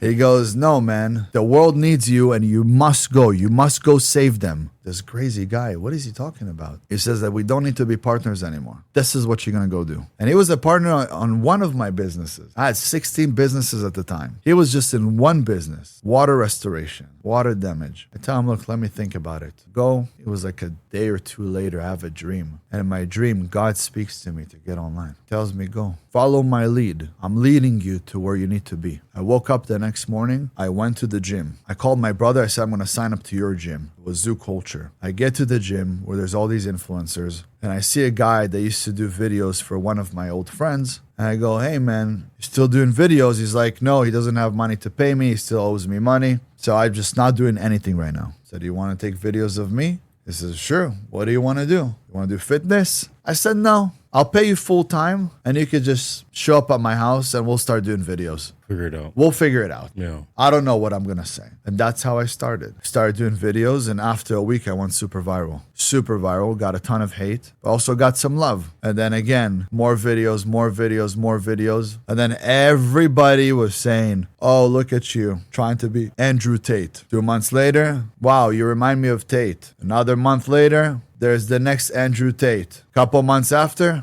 this guy is better than Andrew Tate. But they always compared me to Andrew. It was always like Andrew King Azoulay, Andrew King Azoulay. And I think the one podcast that would break the internet would be Andrew, they call him Cobra Tate. They call me King Azoulay. King Cobra podcast would break the fucking internet. And everybody's been waiting for it for a long time. So today I 110% believe and trust in his message and support him. And if it wasn't for him, I wouldn't have been on the internet today. And my business partner was like, the way to get your son back is so he will know who you are. But right now he couldn't know who you are. So we have to build this guy on social media because this is the new world. People see you online. And within time, I realized why God took my son away from me. He took him away from me because he gave me another million. Everywhere I go, I own the youth. They see me, they go crazy for me. And it's not just in LA, it's not just in Florida, it's not just in New York, it's all around the world. I made a video, it said F students are the inventors, A students are my perfect employees because I don't believe in school. It went super viral. 7.5 billion views. The whole world saw it.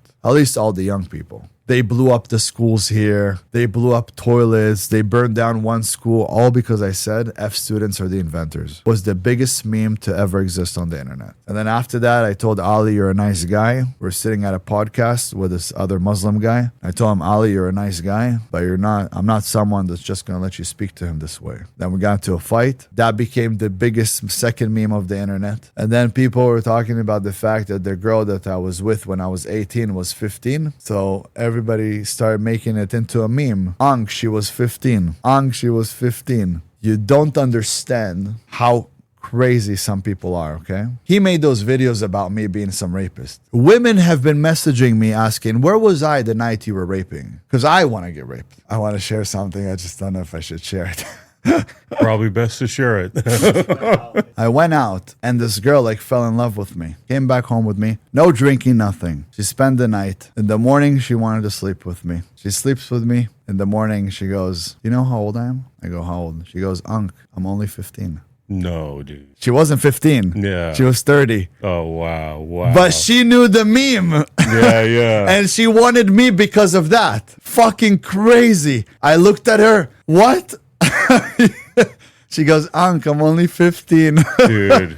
And I started laughing and she starts laughing and it was the funniest thing in the world. But the fact that women heard the story and were turned on by that story, and I was getting so many messages of women like, so when can you rape me? Or where was I when you were raping? Why didn't you call me that night? He handles the messages. They're fucking crazy. So he thought he was doing something bad, not knowing he's sending me a bunch of women that were super kinky. You understand how crazy the world that we live in? I was telling him, what world do we live in where women send me that? Also to my brother. Wow. My brother's got gorgeous gray turquoise eyes. Sometimes they're gray, sometimes they're turquoise. Got crazy eyes. Women see him and fall to his knees. Doesn't need to try to do anything. Yeah. Women are begging him. My brother has 100 girlfriends. I'm not ashamed to say it. They all know. He doesn't bullshit them. He goes to me like this. He says, Ben, would you rather have $100 bill? Because I said, listen,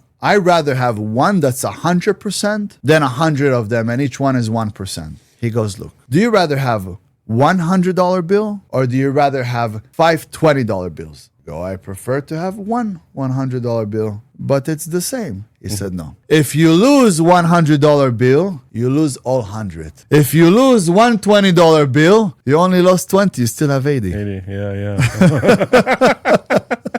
Wow. That's my brother.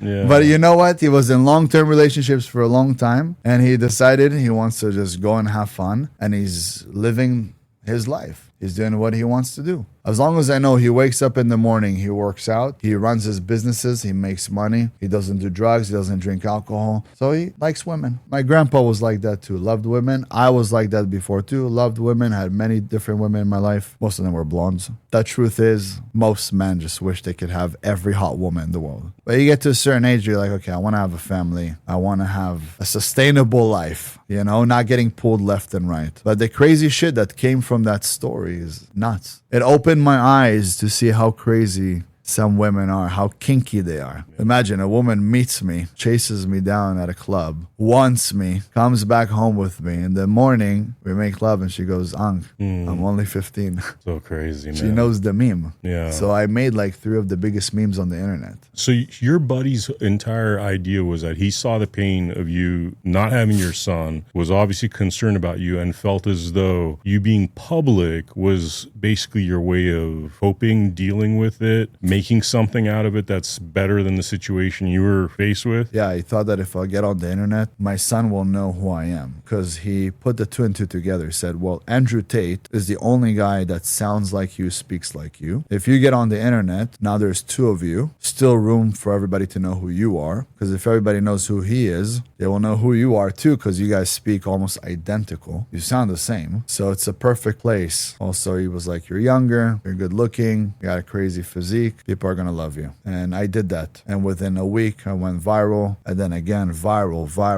Every 3rd video was viral. And then after October 7th, they shut down my accounts. They shut down your account after October 7th. Yeah, because I'm Jewish and Israeli, and I was speaking about what happened in Israel.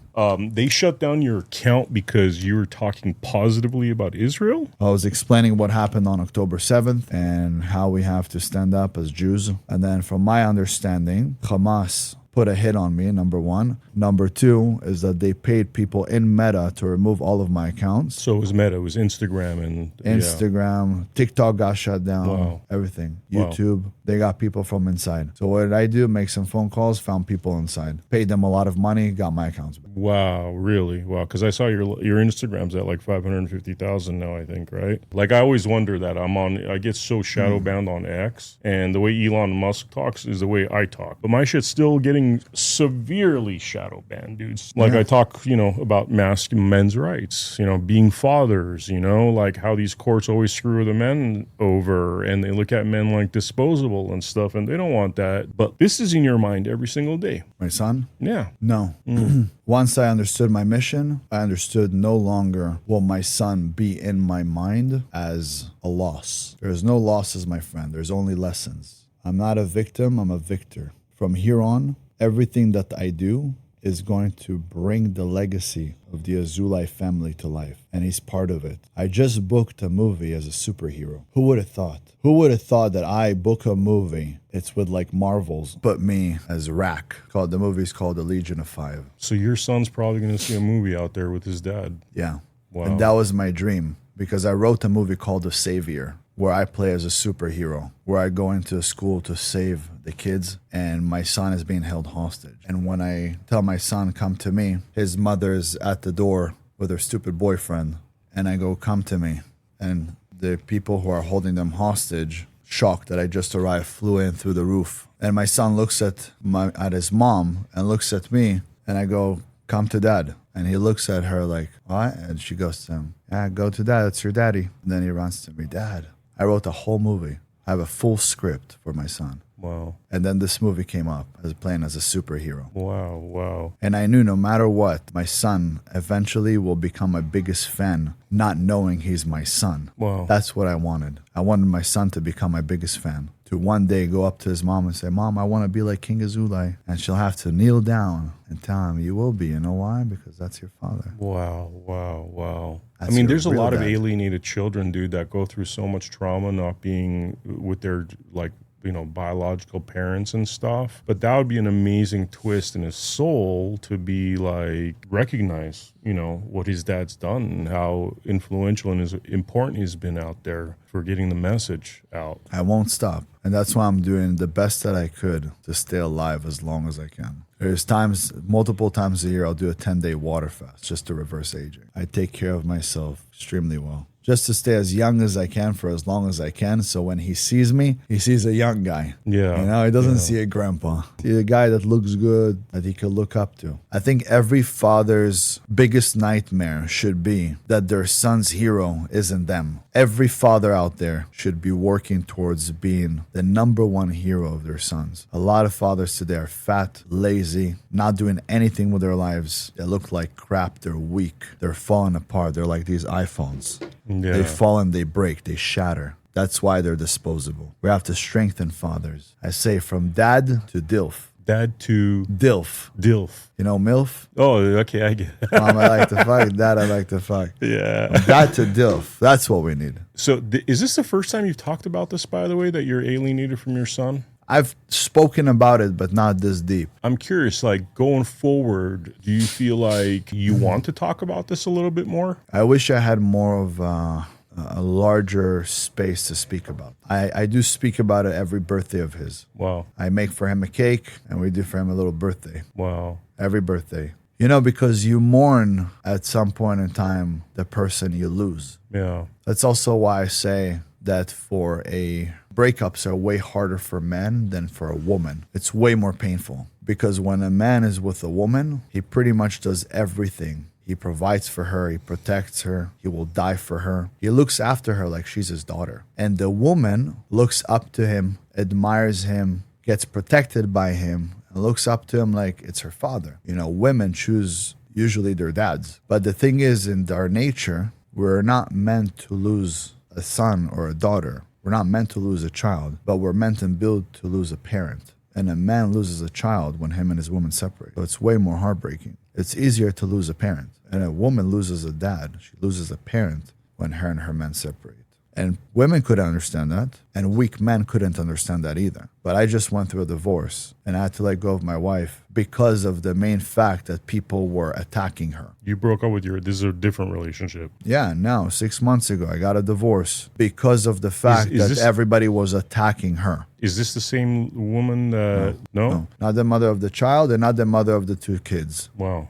Okay. Two things. One, she didn't want to have a lot of children because she said this world is fucked up and why bring so many children to this world? So she said for me, she'll have one or two and I couldn't cut it. The second thing is that she was being attacked left and right. Are you with a fucking piece of shit man? You're with this, you're with that, all this stuff. So death threats, rape threats, all that bullshit. No matter, we were living at the W Hotel, my house burned down. So while I was building it, we were living at the W Hotel at the penthouse there. I had a guy who sent a photo of my penthouse. He came to the hotel, went to the pool area, and took a photo of my penthouse and sent it to me in a message saying, don't worry, we know where you're at. Whoa. I had to move out of the penthouse early. I was supposed to stay there for 12 months. I stayed there only 6 months. Someone's coming to kill me. So I couldn't let her go downstairs on her own. I can't let her do things. I was worried all the time. Like she was my child. So we separated mainly because of all of that. That's crazy, man. I had to literally go through the biggest heartbreak again. I mean, your story is just so dynamic. Like any one of the things that you've been through would have broken a lot of men if you didn't have your stoicism and your toughness. Yeah. And even then, though, you had to have your mom next to you so you wouldn't off yourself because you were so heartbroken, which, by the way, dude, I went through the same thing. I haven't seen my kids for 8 years. And my mom, exact same, everything you said about that experience was my experience, dude. For 2 years, I traveled with my mom. Suicide's never been an option, but when you get so low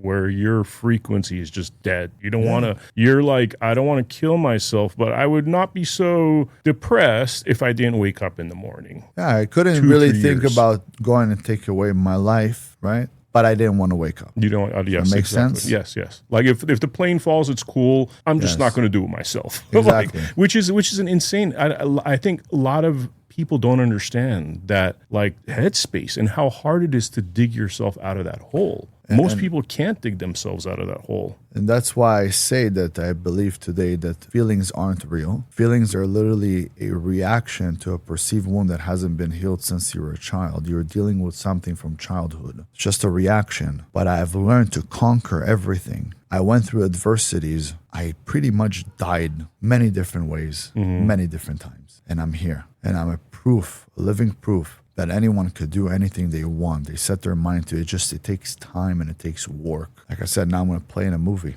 Now I'm going to fight some guy in front of 30,000 people in an arena. My dream as a child was to be a fighter, to fight in the UFC, all these things. Because of the arena, not because of the UFC, because of the arena itself and everything. And to show that I'm the greatest fighter. I never fought in an arena, and now they're putting for me a show, 30,000 people. And it's all because when you were in your most difficult time, your friend told you, bro, you got to get online. That started all of this. Made music, made some great music. I'm the most viral man on the planet. I don't even have to post. It's not even me posting. It's everyone posting about me. People don't even know me from my page. They know me from all the other pages that exist. I mean, this is the biggest gap in our society right now is fatherlessness, not having good male role models. I mean, before we were talking about the gangs. Yeah. When they come from single mom homes, they join the gangs because all they're looking for is a father figure. Yes. And that father figure could be a demon, by the way, as it is in some gangs. Yeah, I'm very extreme. Before social media, as I started, I said if in 1 year I don't become one of the most famous people, I took a bullet out of my 9mm and I put my name on it, put my name Ben. And I said,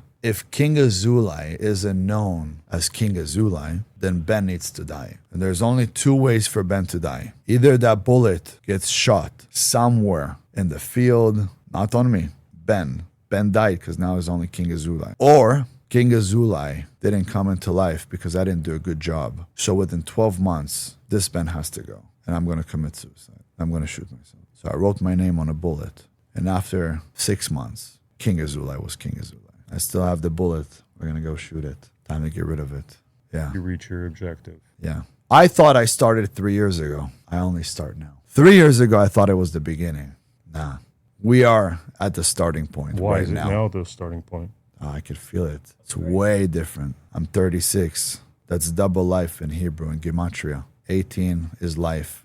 36 is double life. I just started my new life. The wisdom that I received 3 years ago was like out of this world. 33 was like, wow. It's when I came onto social media. Now 36, it's wisdom that I can't even explain. It's a different level. And people could feel it, even though it's through a camera, through video, they could feel it. I'm coming to save everyone that wants to be saved, and I'm coming to take out everybody that needs to be taken out. What do you see as like the immediate future in front of you? What would you like to see happen? Is the most important thing that, you get your son back in your life? I mean, how do you prioritize the immediate future? My goal is that by his bar mitzvah, I will do his bar mitzvah for him. 13 years old. 13. Yes. He wasn't raised as a Jew, but I will help him. So by that time, we could do his bar mitzvah. That's going to be 4 years from today. So for the next 12 months, I have to beat up multiple people. And I beat up the Nazi. And I beat up a couple more guys. Do the movie, possibly do another movie. And keep pushing out content so he will know who I am. So in the next year to 2 years, I want to have him back in my hands. Wow. When I finish this fight, I'm going to travel the world. We're going to do a world tour. I'm going to do get-togethers, seminars, feed children around the world, go and feed orphans, get all that content out there so people get inspired to go do the same with their life and then help others. Because the way I saw it is like this. Most people believe that God gives them money to tell them, wow, here, now you're making a lot of money, keep making more. Where I knew, okay, God gave me enough money. So now he freed up time where I don't need to work and now I can go help others. That's how I saw it. People need to see that. People need to see that in them. There's a lot of successful men who are not taking time off of work. It's like too greedy. If your search for happiness is on a number, your search for happiness will never end because a number is infinite and a number never ends. So you can't put your happiness on a number. It's never going to end. And then you have people who delay their happiness. When I get that house, when I get that car, when I get that girl. No, I'm happy now. Yeah, I could be serious in moments, but I'm happy now. That I think is peak masculinity, is needing nothing but still being at least satisfied and content with yourself. Yeah, I'm at peace. If you live in the past, you're depressed. Tortured. If you live in the future, you're anxious. And you're not enjoying today. If you live in the now, you're at peace. Yeah. Enjoy now. When I'm here, I'm talking to you, everything exits out. I'm not there, I'm not there, I'm not there, I'm not there. I'm with you. That is a very, very, very hard thing for most people to do, is to be in the now. Forget everything around you. Forget your past, forget the future. Because if you're living in the past or in the future, you never lived the now, then really you've never lived. Message to men. In closing, I have two mini questions. What would your message to other men that are alienated from their children and have, gone suffering because of that? What would your message to them be? And you could, by the way, you could look right in the camera, you could say it to me, whatever feels good for you. So in life, you have to understand that I thought you need to chase things. You need to chase a girl. You need to chase money. You need to chase your children, but you don't. What you need to do is you need to attract them. In order to attract, you have to become attractive. When you become the best version of yourself, you start to run on different frequencies, different vibrations. Your energy is different. When your energy is different, you'll realize that everything will be magnetized to you. You're like a magnet. Everyone wants a piece of you. In that point in time, even your children will want to be around you. But going out there and chasing, that means that it's not the right time for you to have them around, because they're running away from you, even though it's a woman taking them away. But imagine this. Today you're overweight. You don't have money. Your mind is a little bit broken. But you work really hard for the next 100 days and you get a six-pack. You feel like a Greek god. You start doing business. Maybe you start doing sales. You make 2, 3, 4 times the average man. You start getting towards the 3%. And a year from now, you become the 1%. Maybe 2 years from now. I guarantee you that every single thing that you want will manifest right into your hands. But if you don't like yourself, why will others like you? Why would others want to be a part of what you're doing?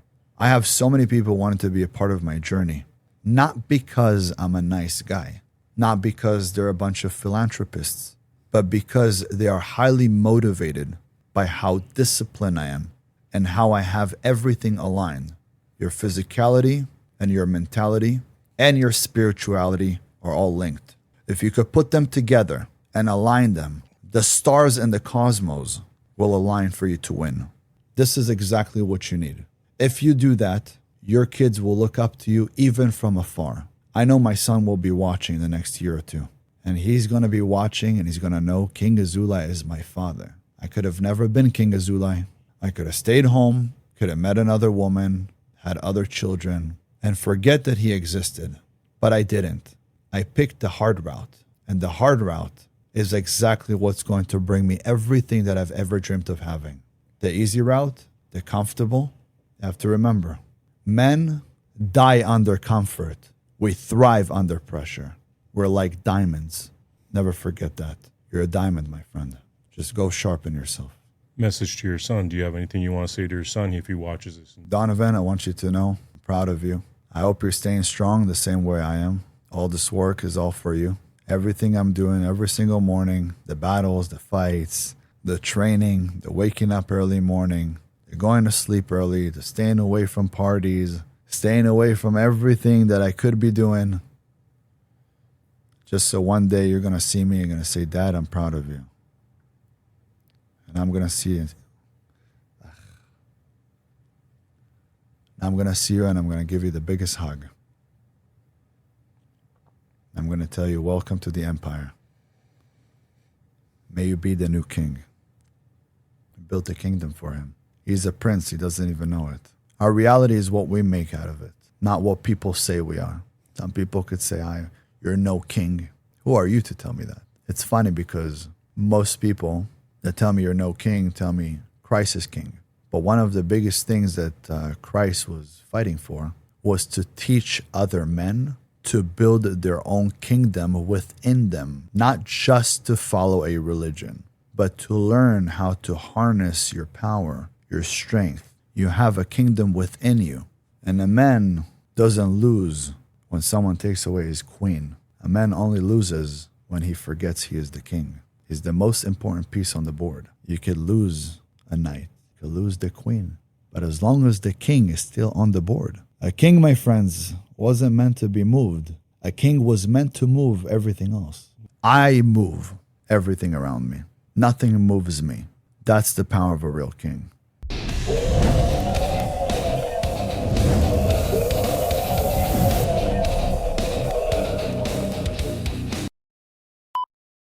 Over the last 30 years, we have seen the value of our work diminish and the price of real assets like land and homes increase to the point that for most people under the age of 40, the hope of owning their own home has been lost. The response of governments around the world to the 2008 global financial crisis and COVID was to defer the cost of these events to the future. They did this by printing money, in effect selling our futures to pay for their bad decisions. This is corporatism, not capitalism. Money printing didn't hurt those in power, nor those who supported them, because they had real assets, property, shares and businesses that rose in price to match the inflation of money supply. But for most of us around the world, it sold our future for a fraction of its value. In response to this, a mysterious figure known as Satoshi Nakamoto created Bitcoin. He wanted to create a currency that could not be printed on command, thereby devaluing our labor. A currency that could be traded electronically between people without intermediation, allowing all of us to participate fairly in the economy. But if you tried to buy your groceries with Bitcoin, you'd stand at the checkout for at least 10 minutes, probably hours, waiting for the transaction to process, and the fee would cost you more than the carton of eggs and bag of apples. Bitcoin's limitations meant that it stopped being considered a currency in 2016 and was instead called a store of value. But it opened the door for someone to create a genuine currency that nobody controlled, but everyone could use. That someone is us. We created the Gajumaru blockchain and the Gaju currency. The Gaju is real money you can use, whether that is to buy a loaf of bread, pay for a haircut, buy a t-shirt, in fact buy or sell anything. It is a currency for everyday use. On Gaju Market, anyone can buy and sell any legal goods or services, just like you would on eBay, but at a fraction of the cost. Like Bitcoin, Gajus are mined on a computer. Unlike Bitcoin, mining Gajus does not require specialized equipment, nor huge power supplies. During our protected rollout, you can mine this on everyday computers, like the ones that sit in your home doing nothing for most of the day. We are working to get millions of people like you to mine the Gajumaru and be rewarded with Gajus that you can then use as real money. At the end of 2026, the Gajumaru will open to public mining. By then, we will have brought together millions of people like you to mine the Gajumaru. This will create such powerful combined computing capacity across so many millions of people that the Gajumaru can remain highly decentralized, enabling an economy for the people, by the people. To make all of this possible, we offer a variety of mining packages that combine all of the software and services you need on our website, gajumining.com. The software is simple to install, and there is a step-by-step guide that will get you mining and participating quickly and easily. You can buy those packages now. You can start mining the Gajumaru and being rewarded in Gajus now. Select a suitable mining package from the gajumining.com web store. Install and activate the software on your device and start mining today. This is an opportunity to be part of a movement to restore our humanity, our dignity, our sovereignty, creating a better future for everyone. For the first time in thousands of years, you will directly benefit from your work, your ideas, without being taxed by intermediaries or needing permission to be part of the global economy. We believe that capitalism is I win, you win, we all win, not I win, you lose. That's corporatism. We refuse to pursue venture funding that would demand we play the corporatist game, and chose instead to grow this movement by giving everyone the opportunity to benefit from their contribution to the movement. Just like being able to mine Bitcoin in 2008 or 2009, getting early access to mining the Gajumaru now allows you to mine the greatest number of Gajus and benefit most from being part of this movement. We want to share that with you. We want the whole world to be part of this. We want everyone who cares about our future to get on board and take this from a movement to a reality. We want to see an economy for the people, by the people, now. Join us. Put your fingerprints on humanity's story, our history. Be a leader in the economic emancipation of humanity. It's simple. Go to gajumining.com, select the mining package that's right for you, and get started today.